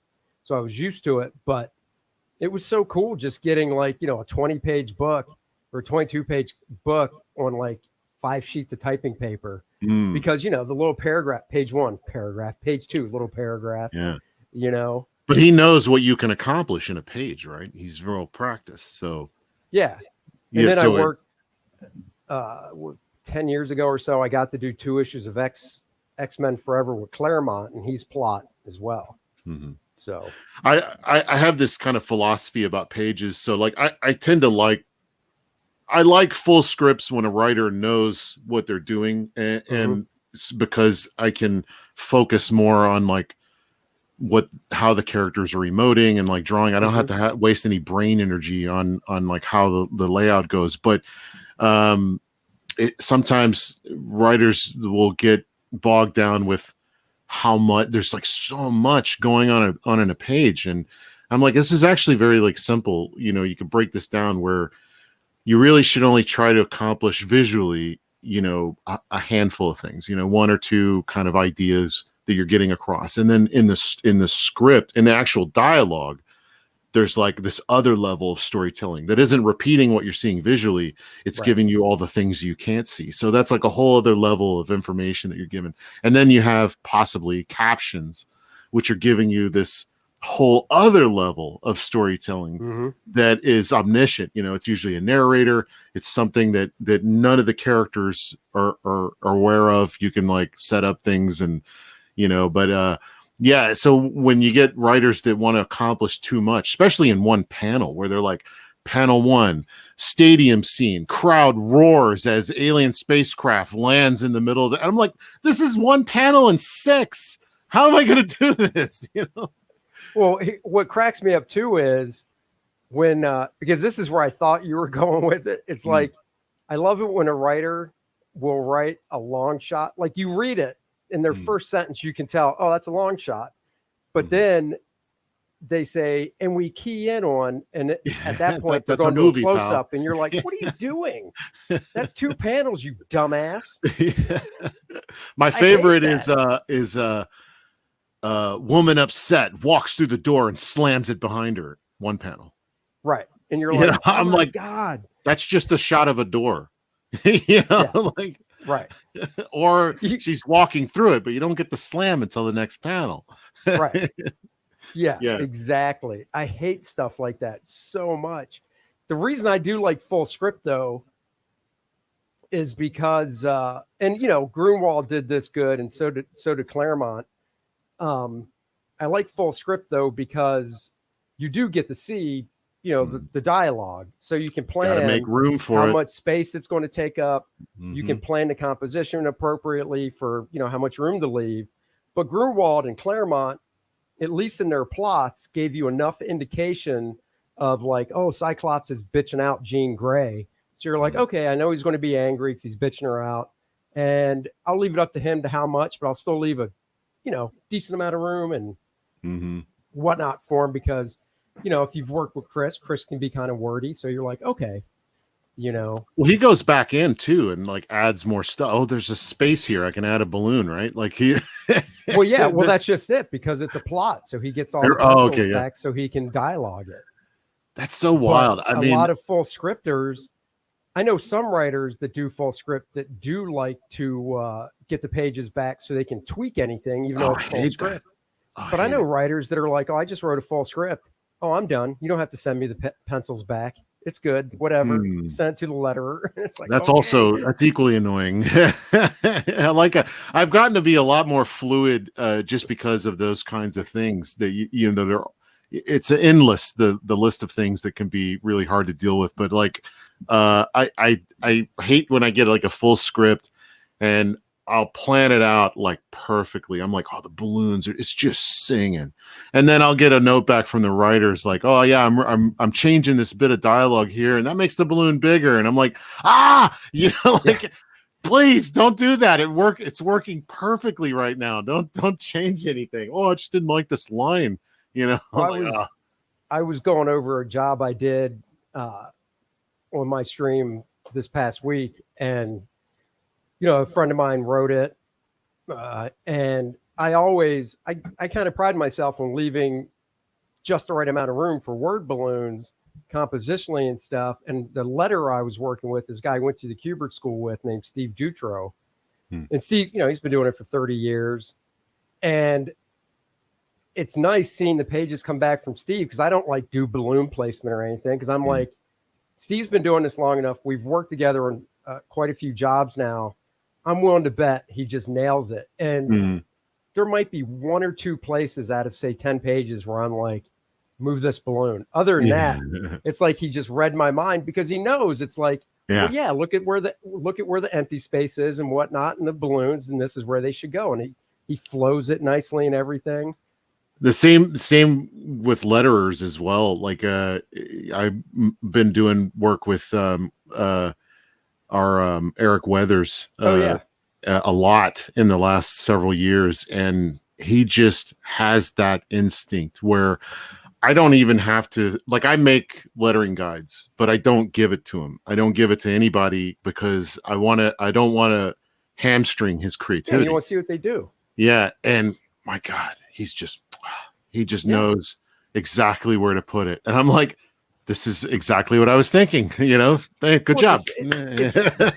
It's the same with like a colorist as well, because like once I get comfortable with a colorist, I don't do notes or anything. I'll have the notes in my head for like, well, this is what I want. Let's see what they do. Yeah. And if it comes back and it's totally off the wall, then it's like, time to send them notes. But if it comes back and like, it's their vision as well, then, and it might not mirror up exactly, and it shouldn't. But if it works, it works, then that's what matters. I did a job. Oh man, I remember I did this one issue of Green Lantern, and there's this nice big shot on the page. I did a Green Lantern. His fist was coming right at you because he was doing his power ring stuff off panel. And I drew a nice torso on Green Lantern from like waist up and whatnot. I totally left room where I think the balloon should have gone, because I know he was talking a lot. It was a full script. Book comes out in print. Big chunky word balloon right over his chest. And I'm thinking to myself, oh my God, I literally left all this room on the left-hand side above his fist. What are you doing? The green energy at the top of his fist, nobody cares. Yeah. That's where the balloon should have went. And the tail should have went to his face. I'm like, what the dog? And all I could think of is, as much as I like traditional lettering on the boards, I'm so glad this was digital lettering.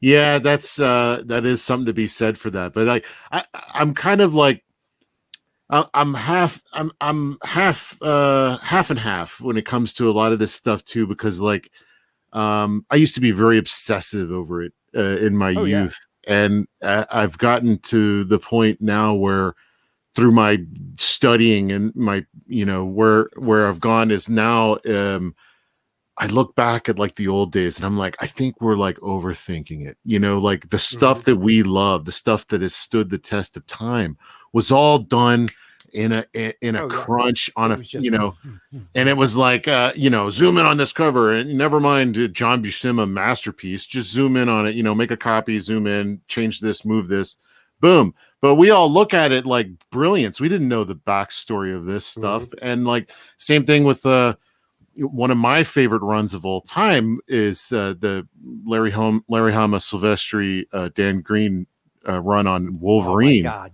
Dan's inks on that stuff. Brilliant. I mean, Silvestri was fantastic, but Dan's inks on that stuff. I love it. I can so look much at that life stuff all day. Yeah. And it was done, I think they were doing at one point, correct me if I'm wrong, but they were doing 2 books a month at one point. Because it was saying ships. I think there was like a sign on one of the covers. It was like ships now twice a month. I think that was X-Men. It might have been both. I mean, I think they went through a phase where, because there was definitely a noticeable decline in the quality as it went on. I think it got to be a strain, but I was thinking maybe they were alternating. Well, I want to say when it was on X-Men, Leonardi was the bounce artist. So like Sylvester would do the couple or do what he could, I guess. Yeah. And it's like, okay, bring Rick in to pinch hit. But well, and then we got into computer coloring, and then that escalated dramatically, the quality of art, but it also slowed us way down.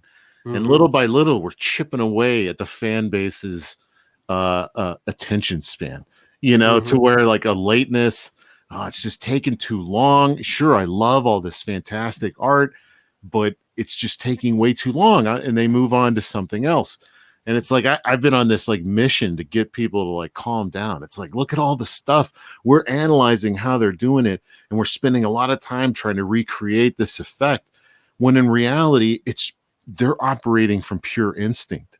You know, they had no option to like obsess over the line.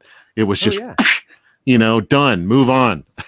Herb Trimp was telling me at a convention when he was doing the Hulk, he was banging like 3 to 4 a day. Yeah.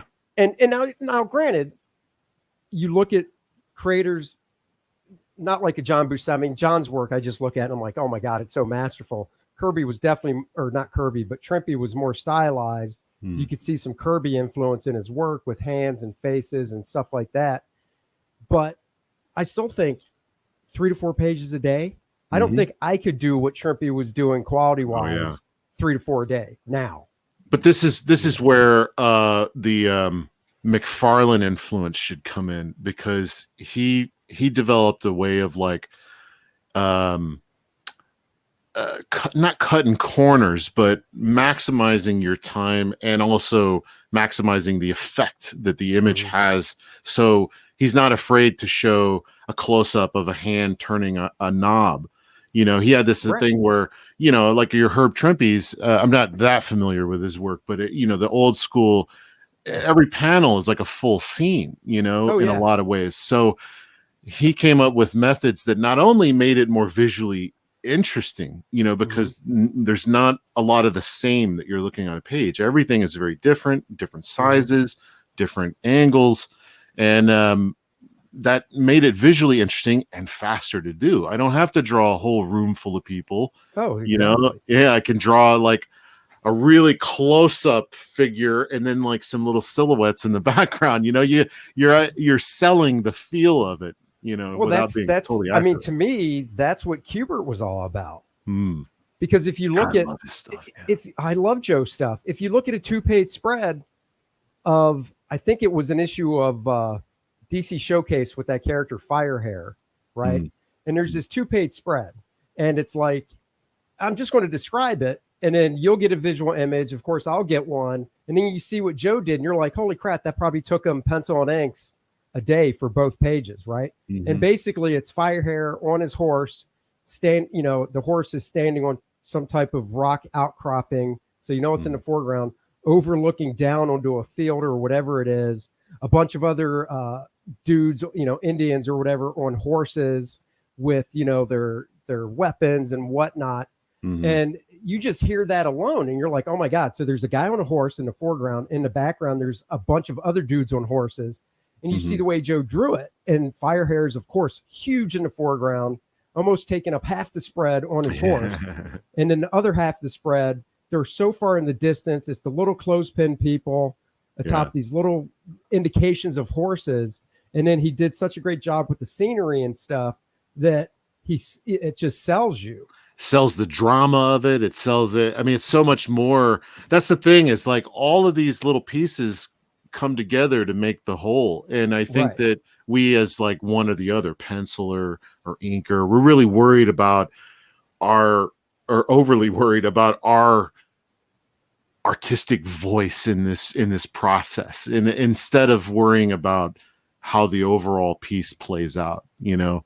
And I think that's where we're, you know, not to be a downer, but we're kind of in the sort of dark ages of comics, and it may get deeper, but I love this. Don't look at this as a downfall, because like, what is some of the best stuff ever done was done in a crunch. It was done with lots of limitations. You look at like the Kirby, what's his name? Kirby Simon days. Am I thinking of the right guy? Who was his partner? Joe Simon. Yeah, where they were just cranking out ideas, man, left and right. Who buy this? You want to do this? Let's see. Well, the fans love this. Okay, we're going to focus more on that. I think that's where we're headed, and that's where we need to. We need to be like reassessing, you know, our values in this business, and maybe, you know, just focusing on telling good stories and getting the work out there fast. You know, this is why I mean, like, I love the whole crowdfunding model, and I think this has been great. But like, it's so slow. It's so agonizingly slow. And I've worked so hard to get up to a monthly level. And finally, when I'm able to do a monthly, it's gone, you know? And I'm like, Right. oh no, I want to tell stories. I don't, you know, and then somebody brought it to my attention. It was like, no, this is your chance to kind of do your best work. And I'm like, well, I dig that. I really do. But man, I also want to do more. And then I see people talking about how long this takes. And I'm like, oh, you know, we definitely have to keep kind of pushing pushing this forward and developing how we can get this done faster. And if that's more people doing their one amazing book a year so that the audience can have more stuff coming out, then so be it. I mean, wherever this path is going to end up. But Well, I'm I almost constantly look trying to at it. figure out my thing, you know. I guess I kind of look at it like the European model with those guys Yeah. putting out their one album a year.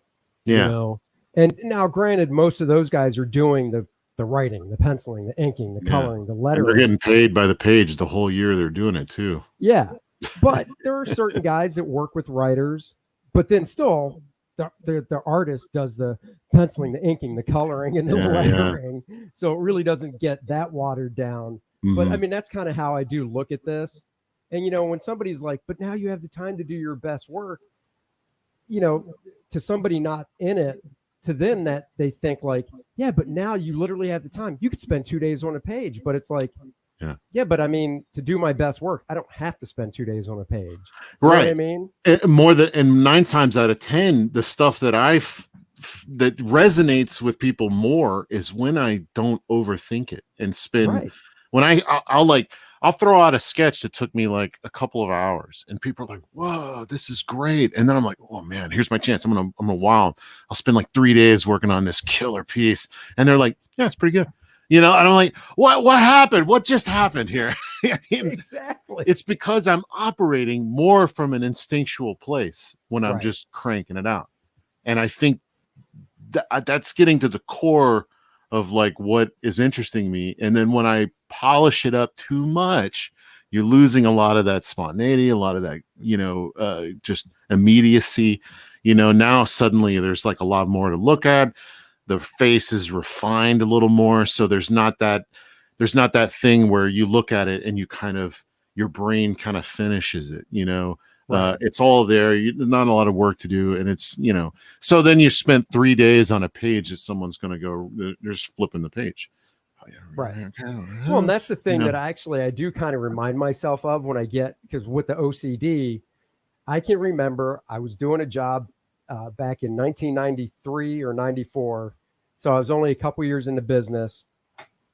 And I don't joke. I do have OCD. I take some medication that helps with it. I wasn't taking it back then, and I also have ADHD as well. So it really. Oh sucks. Jesus!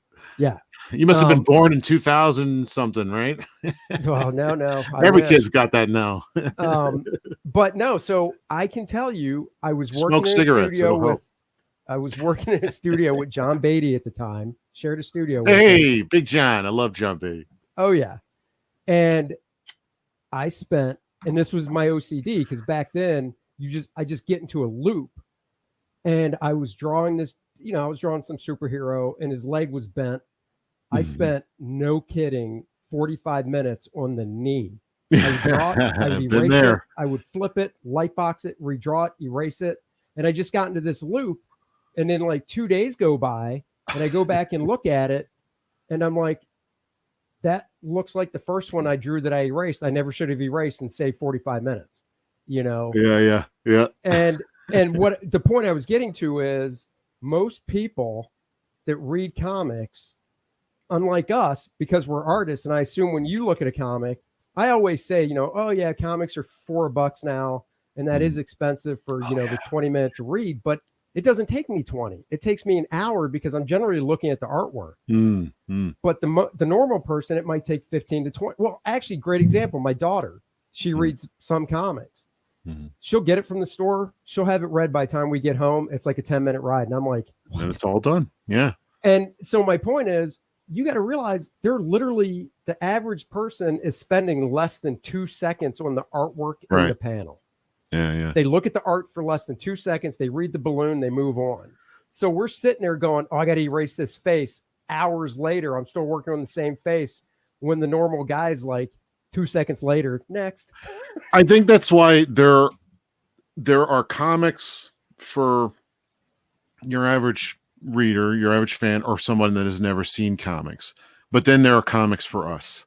Like Michael Golden is for us. Come on. Oh, yeah. I mean, Adam Hughes, he's for us. I mean, these guys that Travis, some of those guys blur the lines because anybody can look at that stuff and be blown away.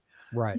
But Travis, I mean, you don't read Travis's stuff. Let's be honest. You're just looking at the amazing stuff. I mean, there's not a lot of storytelling going on there really visually, but it's freaking amazing stuff. Whereas Michael Golden is equally amazing, super highly detailed, rendered. Every inch of the frame is thought out, but he's got amazing storytelling skills. And like you're reading it. So like you and I being very practiced in this, or like a fan that's well versed in visual storytelling and all that, they can read through it, get that immediacy, and then like dig back into it and see what they're, the details and all that stuff. So I like to have like a happy medium where, there's a level of craft, but it's mostly about the experience. Like, I don't want you to stall too long. I want you to, like, I'm crafting the storytelling in a way that will hopefully slow you down at the appropriate moments and build you up, and then whoosh, rush you into this action scene and get you carried away, Well, and oh, dude, that is such a great point, because I try to do that too. And it's funny because, part of the way to speed people through a story is obviously the detail you put into the panels. And that a lot of times is the backgrounds. Yeah. So, if you want to speed somebody through a scene, once you've established where they are, if the background's not important, dump it, because there's not as much for the eye to rest on. So they'll speed through it quicker. But the catch-22 to that is you've got some people that are like, look at this lazy hack that didn't want to draw backgrounds. It's like, no, I wanted you to read through that scene faster. If I wanted you to take lots of time, I would have slowed it down by the amount of detail on each panel and stuff to have you look at everything. I think that this is the importance of a long run. Like a buddy of mine was telling me that, the biggest guys, the guys that their name is always there, are guys that have done a good, 3 years on a book. Know them very well. And like, I think that can be important, not only to establish to the fan, or the consumer, that you're dependable, you're going to be there every month for them, and it's going to be of this kind of quality. So now, and the publisher relies on that too, is that we know when we get John Byrne what we're getting, and that becomes stable, and it becomes, so then the reader can get used to your rhythm. So when he does his whiteout issue, it can be annoying for a minute, but people are like, oh, okay, there's a storytelling aspect to this that he's doing. I'll sit by and I'll go with it, for now. But I'm sure plenty of people complained about that, and no doubt it was definitely to make up time. Of but course, he made it creative. But then my point is that I think if I did like a 12 issue run on something, that will give people time to kind of get used to the rhythms that I'm creating, and that, there will be moments where I blow out the art, and then other times where I'm speeding through it, and maybe they'll get used to like why I'm doing these things, or like they'll, more importantly, they won't even think about that. They'll just be like totally into the story. So, well, and it's funny, speaking about Byrne, when I was growing up, first couple years after getting used to reading Byrne stuff, because I bought everything he did. As an artist, I realized, check this out. He establishes a scene, and I'm sure he was doing this because he was drawing so many books a month. It's not because he was trying to speed make you read it faster, but it's like, oh, look, John establishes a scene, and then he doesn't draw backgrounds for a while, unless maybe on the page turn he does, to reestablish, so you ground you where you are again. But sometimes it would be establish the scene, no backgrounds, scene change, establish the scene, backgrounds, long shot, whatever, find out where the characters are in the room, no backgrounds. And his camera's twerking. Who, mine? There you are. Oh, you're back. So a part of me is like, I don't think he was doing that from the standpoint of, no, I want you to read quicker, so I'm not going to draw backgrounds. I think for him, it was just like, man, I'm drawing $3 a month.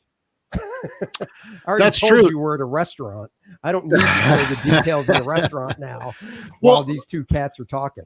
There's an actual thing. If you really want to like look at it, you know, from a perspective of like how much do I need to draw or whatever, if like somebody's harassing you about like you don't draw backgrounds in every, I know Europeans kind of hassle us about not drawing backgrounds in every panel, things like that. Well, look at movies. You know, movies, when you're establishing a new shot, they'll give you a nice wide shot, and it's usually a wide angle lens and it's deep focus so you can see everything. Then they cut in to the conversation that's had. The background is generally blurry. Yeah, you're not getting anything. You're focusing on the face. You're focusing on what matters at that moment, the conversation. Yep. So that's not a background. You know what I mean? Like it's not there important because it's literally there. But if they wanted to, they could have it all in the exact same focus, but they don't, because that's not the focus. They're trying to focus your attention on what matters. Yeah. Right. And then just like in a 2-shot in a movie where, you know, it is, you know, foreground person, midground person, sometimes they'll rack the focus with the person in the foreground. The guy in the background's a little blurred. And then when it's his turn, the focus rack changes to the dude in the background in focus now, you know, but you're 100% right. In a movie, it's not. And going back to the Todd thing, because I loved Todd Spider-Man stuff from the standpoint of it's like, and this also goes to a Kubert thing. Joe was always like, move the camera. Comics is still. There's no motion in comics. So how do you get the motion? In and out, in and out. So yes, are there times where if it's a 6-panel page of 2 people talking, you might want to just do a medium shot for all 6 panels to establish that nice flat rhythm? Yeah, sure. But what if you want to vary the size of the panels, which varies the rhythm, and then vary like, hey, let's do a long shot of the 2 people talking. Let's do an outside shot of the building they're in with the word balloons going to it. Let's cut to an intense close-up of the dude's eye with the word balloon. And that gets you that push and pull movement that you don't get because it's a static form.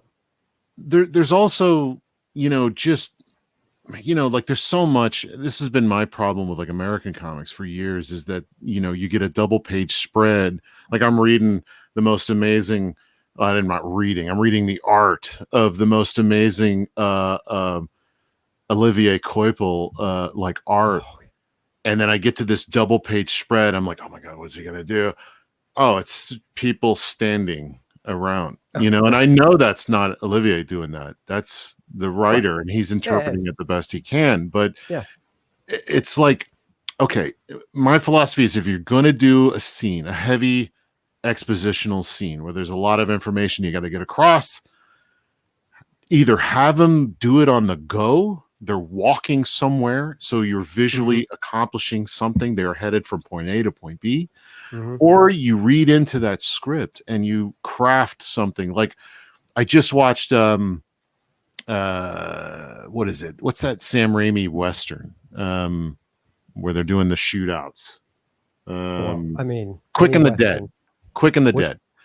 Okay. Yeah, it's called Quick and the Dead, and there's a scene with Gene Hackman and I forget her name.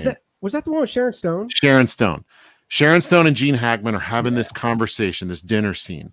Yeah. And he's explaining to her, he like picks up this apple. So it's just talking. It's just 2 people sitting at a table. But she's under the table fumbling with a gun.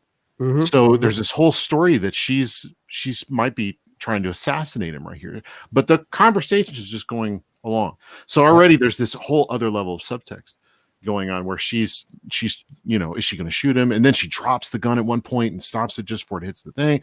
That's this whole other level of visual storytelling going on.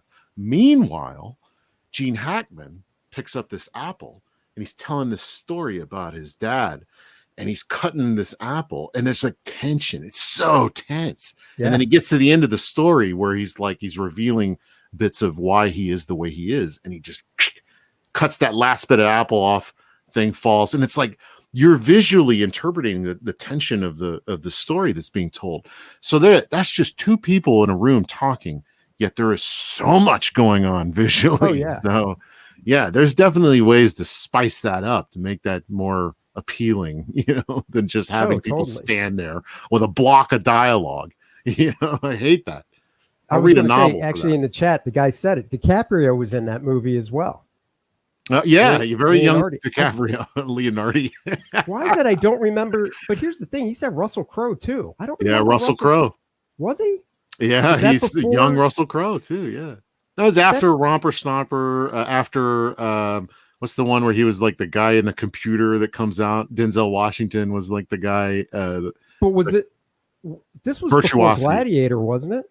Yeah, I think it was before Gladiator. Gladiator's when he like blew launched up into the stratosphere. Yeah. Yeah, but that's what I thought. Yeah, he'd done a ton of movies before that. I was actually a Russell Crowe fan before he became famous, and then he still did a good movie for a long time. But I saw him. I was working at Blockbuster, and I saw Romper Stomper, which is about like some neo-Nazis or something in like Australia or something. I don't remember what it was about, but I remember him blowing me away. Really? Yeah, I was like, who the hell is this guy? He's like real. I thought he was like a real like white supremacist or something. I was like, this is, oh my God, I gotta look that up. Like a documentary.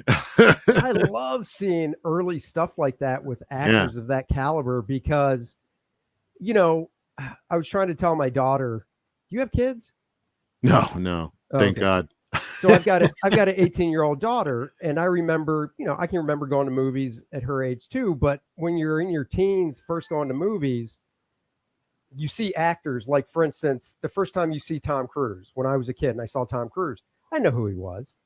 So he was super believable in whatever role, Risky Business, whatever, Yeah. Oh, wow.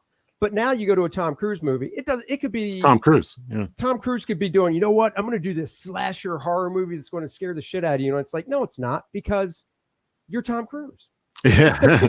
I mean, everybody gives credit to those last few Mission Impossible movies, which I really enjoyed. But honestly, I still couldn't tell you what happened in the story. Yeah, I went there to watch Tom Cruise do some amazing shit, jumping off airplanes or whatever the hell. I'm going for the spectacle. It's now a theme park action stunt spectacular. That's why I'm going. But that doesn't make it any less interesting to me. But I mean, I maybe the stories are really good. The writer's great, but what was it on? Oh my God! On Netflix. Did you ever watch Ozark? Yeah, I like that show. Yeah. So Jason Bateman, once again, you're kind of it's not that it pulls you out of the story, because it's an actor you're so familiar with, because he did, he was great, because it definitely wasn't his thing. Because I always think Jason Bateman comedy, not Jason Bateman drama. Right. Yeah. So that was cool. But the actress whose name I'm forgetting that played kind of his assistant with the blonde curly hair. Yeah, I don't know if I know her, but yeah, I know what you're talking about. But you know who I'm talking about. Yeah. This was the first thing I've ever seen her in. And I was just mesmerized, because I'm like, I don't know what this girl sounds like in real life. That could be her real accent, or this is just, an acting accent. I have no clue.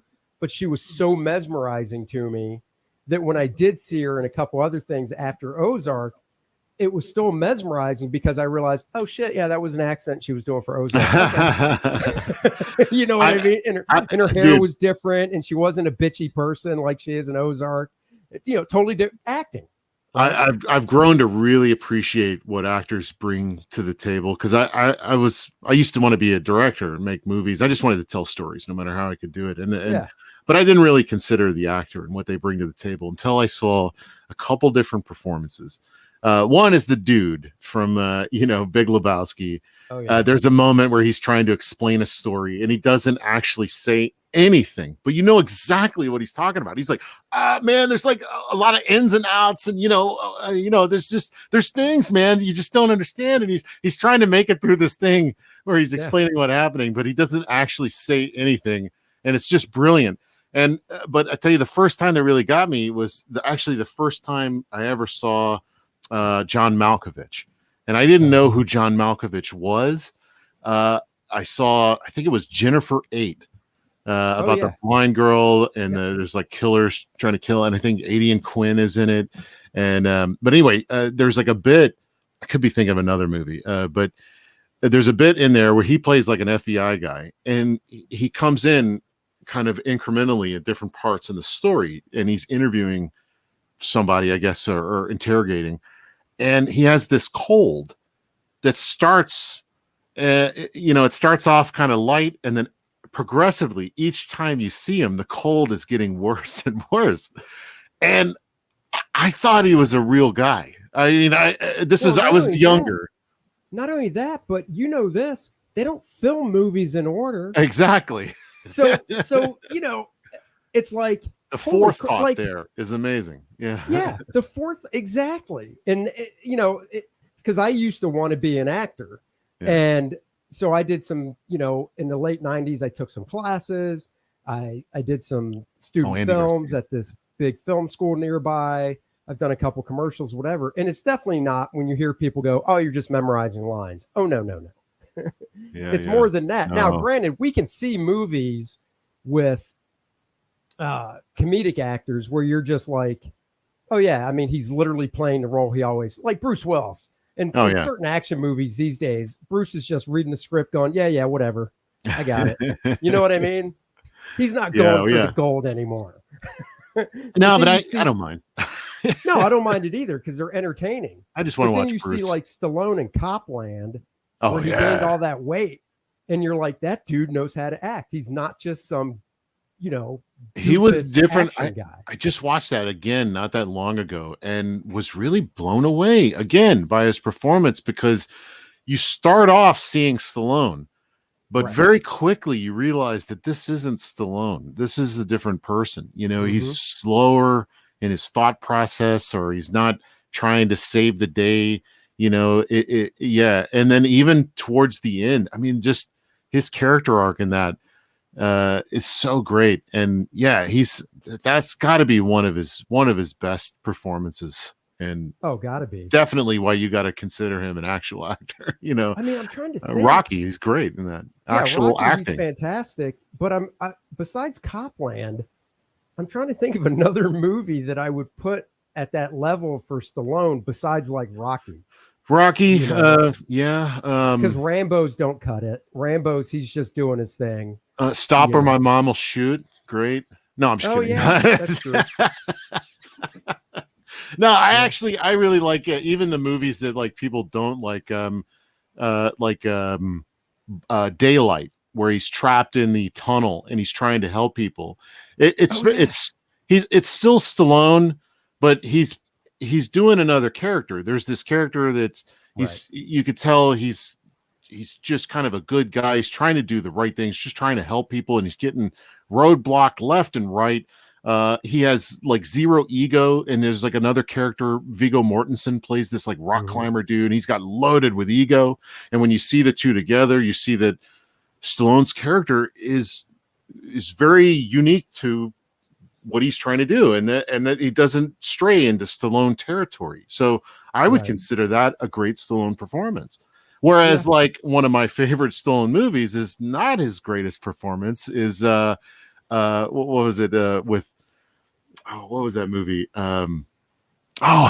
Tango and Cash. Oh, Tango and Cash. Come on, man. I love that movie. Where is the sequel? They could do a sequel today with Tango and Cash.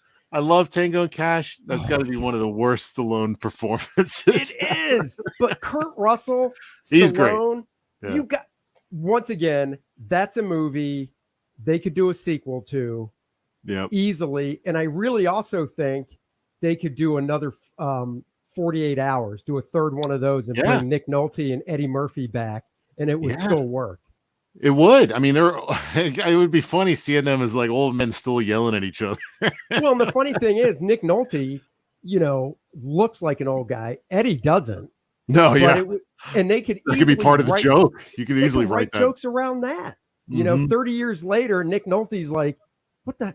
You haven't aged. What the hell? You look like hammered dog shit, but I still look beautiful. Shut up." Eddie Murphy's like, "Did you just walk out of a freaking nursing home? What the hell's going on with you?" Still driving that same shitty blue. Oh my God, that would be Cadillac. perfect.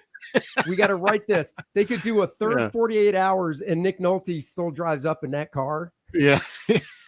Eddie Murphy's just like, what the hell? Yeah. There's so many great opportunities that Hollywood could be exploring, but they're just remaking things that are already good. Like I didn't need another Total Recall. It was great. But the thing is, are they making another Total Recall? No, they already did. they remade it. Who was in it? Irish dude from Phone Booth and from Colin Farrell. Colin Farrell, yeah. Oh, Colin Farrell and absolutely amazingly beautiful woman. I can't remember her name either. I did see that now. Jennifer Beals. Yeah, I remember. And the director's wife too from Underworld, who is like one of our best action women. Kate Beckinsale. Mila Jovovich? No. Kate Beckinsale. She's the other one. Beckinsale, yeah. Mila and Kate hold it down for the ladies. We need some more like lady action stars, but they do it great. They do a good job. I believe it. Like when Kate Beckinsale's kicking ass, I mean, she's got the look, she's got the moves. I buy it. As long as you can sell that punch. But I mean, there's the whole thing with like women. Women can't.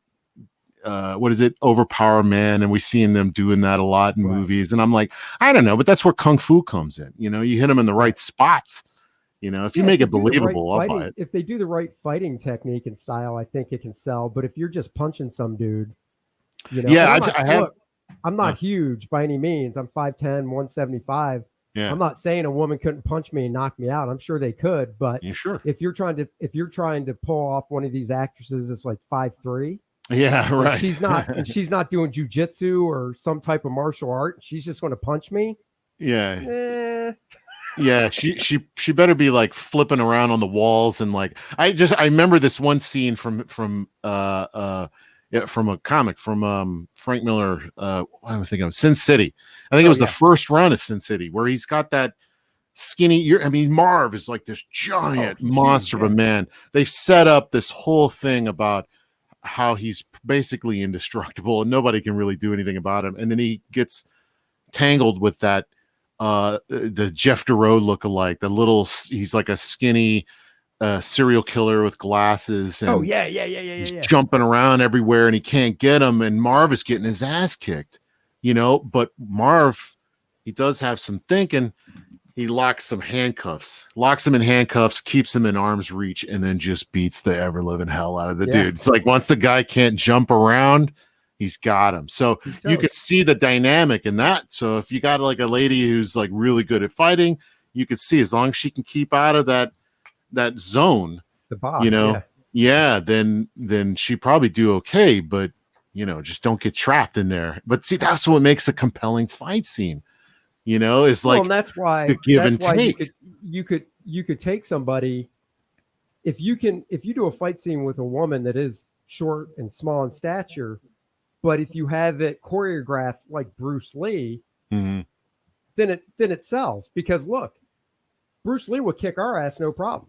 Mm-hmm. Oh yeah, he was a small dude, right? So if they go into it going, let's choreograph these fight scenes with this woman like she's a Bruce Lee type fighter. Yeah. Well, like Michelle Yeoh, I believe she could kick some ass. I've seen her kick some ass, and I believe every minute of it. I mean, she's a badass.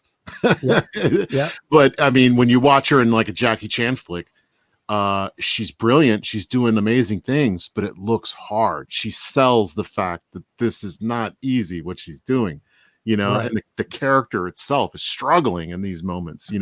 That's great. She's brilliant at that stuff. So Well, that yeah. was one of the talk about. I think one of the best that comes to mind. I don't know why I thought of it when you brought that up. Was in the first season of Daredevil on Netflix. Oh That yeah. hallway fight. Oh my God. That's Because he was getting so tired. and the stairwell one Oh, I and think was in. every fight was taking Yeah. it out of him, but that hallway fight, I remember It's the reading or one seeing reason something. I like that show because of that. I was like, Yeah. holy cow, this looks hard. And the thing is, if I remember reading correctly, he'd go in, because it was a hallway with doors and rooms on either side. And basically, when he went into a room, like knocked the guy into a room or whatever, when they came back out, it was always a fresh stuntman. Yeah, But it was right. the same dude as Daredevil. Yeah, but they made it look hard, like yeah. But I remember watching. I saw the stairwell one first. Yeah. I kind of was skipping around, or I saw it somewhere, and I was like shocked. I was like, this is it. This is like this is Daredevil. Because I mean, he's just a man who has heightened senses. So the idea that taking on like a room full of guys, he would be winded, he would be like hurting. I'm like, this is so, and that's something I actually never considered before. Like, reading Daredevil comics growing up, I never really considered that. I was just like, oh, he's amazing, he could do it. There were bits and some Frank Miller stuff that really kind of made you think about that. Driving in the rain, taking what's his name to the hospital. He can't see, and he's sliding into cars, and the rain is disturbing his like vision, and like they really made it difficult. So I love that kind of stuff. But I'd never seen that kind of thing in a fight scene, except for maybe They Live, but with Roddy Piper and what's his face? They made it great, where it just looked exhausting. Yeah. And that's a fight, man. I throw one punch and I'm winded. Oh, dude. And my hand's hurting. That's just it, man. I used to do this place called 9 Rounds, which is a half-hour thing where it's 9 different stations to work out at. And it literally takes a half hour because you're basically at a heavy bag doing a certain thing, whether it's punching or kicking, for 3 minutes straight. Then you get like 30 seconds to rest. And whatever it is, it totals out. You're done in a half hour with the 9 different stations. And like literally done. I'm spent. Oh yeah, you're toast. Halfway through, I was like, oh, and it's funny too because the last station is just the small speed bag, So it's good. It's almost like a warm down. Yeah. Yeah, it's like a little. Well, and that's what they did. They start off with like jumping rope or something for 3 minutes, so it gets your heart rate going. But then it's like heavy bag. I don't know what they would call it, but it was a huge medicine ball that was suspended from the ceiling and the floor, so it could just kind of move this way, so it couldn't get too out of control. And then it was like some other station, but then it did end always with the speed bag, which was kind of like the 3 minute wind down. So. Well, that we can tie this all back into comics, that these are things that make a well-rounded character and story in comic is when you challenge your human beings, if they are human beings or if they're superpower, you still have to challenge them. You have to like, what are their limitations? Well, I'm going to poke at that in the story and like really make it hard. And that gets the reader invested, in these kinds of things, when you show the limitations and you really make the character strong. This is what's again great about manga is that they tear their characters down to nothing, and then their character through just pure will and resolution, they stand up and they're like, I'll never give up, and I'm like, yeah, you just want to go get them, that's what makes it fun. It's a catharsis at that point. Well, that was the great part of the first Captain America movie before he was Cap in the alley. He picked up the trash can lid. I was like, oh, foreshadow that shield. But he's like, I can do this all day. And he's just like, I'm thinking to myself, yeah, I'd be on the floor. Yeah. I welled up. I did not understand Captain America until I saw, and this is such a shame, I know, as a comic book guy, I wasn't a huge Captain America fan. Now I'm absolutely love his character because of that never give up, stand up against all odds kind of way of thinking. And they really illustrated that, especially when, when he jumped on the grenade, Oh yeah. and everybody else was, covering their own ass. Yep. Everybody else scattered to the wind. I got it. I'm just like, oh man, what a guy. I love this kid. Exactly. Yeah. That's the it was kid you root brilliant. for. Yeah. Yeah. Totally. Well, hey man, I got to get some lunch bad. Were you about to end this too? I got to wrap it up. So I got to go run some errands and then pick my kid up from work. So, hey, real quick, everybody was asking me if I got a campaign or when I'm going to launch. I'm definitely trying to get that done, like in the next couple months to launch. But you also got to consider Christmas is around the corner, so I'm trying to get it out before then. But if it gets too late, it may roll over to next year. I hope not, but I don't know. If that doesn't bother anybody, I'll launch it anyway. God, we'll man, if you I'm think working Christmas on it, is around the corner, then Thanksgiving must be next week. We're still a ways it's close. Fast forward that much. But these stay on for 30 days, so that's a month, and then a 30 days off for next, and then it could go on longer than that. But I'm trying to get as much done ahead of time so that as soon as it's ready, it can go out. But that kind of that also depends on my publisher. So I hear you, brother. Hey man, I thank you so much for coming on, dude. That was fun, man. Yeah, thanks for having me. This was awesome. Hopefully we'll do it again and catch up at a show or something. So yeah. Well, I'll pop on again. You do these like every morning, so maybe if I get froggy and you want some company, I'll pop in. We can talk comics. Yeah, definitely. What part? Not the exact location, but I thought you're West Coast, aren't you? No, I'm in Baton Rouge, Louisiana. Oh, so is that south. An hour difference, or is there no time difference? It's let's see, it's 2 hours from the West Coast, 1 hour from the East Coast. Okay, so you're going on 1 o'clock or 2 o'clock out there. Yes. Yeah. Oh, okay, cool. Well, I didn't know that. Yeah, I'll always send over a thing, and hopefully we can do this again. So yeah, for good, sure. Man. Hey, great seeing you guys in the chat too. Thanks for hanging out. Yeah, take it easy, brother. All right, you too, buddy. Later. Bye. How do I turn it? Well, there you go, everyone. Who knew my Captain America inking stream would turn into hang out with Kelsey and talk about everything stream. I hope you guys enjoyed it. I do have to run. Thank you all so much for joining me. Please remember to back First Man. It is my baby. And with you guys, we can bring him to life. And this is the trailer with my awesome voice. Luke Henry, after kicking Monarch's ass to the depths of space, is back on Earth. And now he's looking to save the world from the Fourth World Foundation. Sure, he had help from Penumbra before, but she's not helping him this time. He's got to face it on his own. Look at these four people. He's coming for a villain known as Adonis. He'll do it. You'll be there. Back it now. First Man 2, Learning Curve. Oh, yeah. So please back it. There's a link in the description below. All the support helps. Thank you guys for joining me on this lovely Saturday. I will be back Monday morning, or who knows, maybe tomorrow. I don't know. I still got to ink some of this Captain America, and it ain't happening today.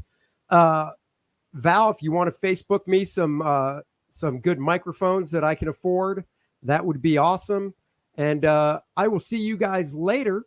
Thanks for joining me. And for everybody new, please subscribe to the channel, like it, and share it. And if you're new, I'm always bringing this back. I'm bringing sexy back. Yeah.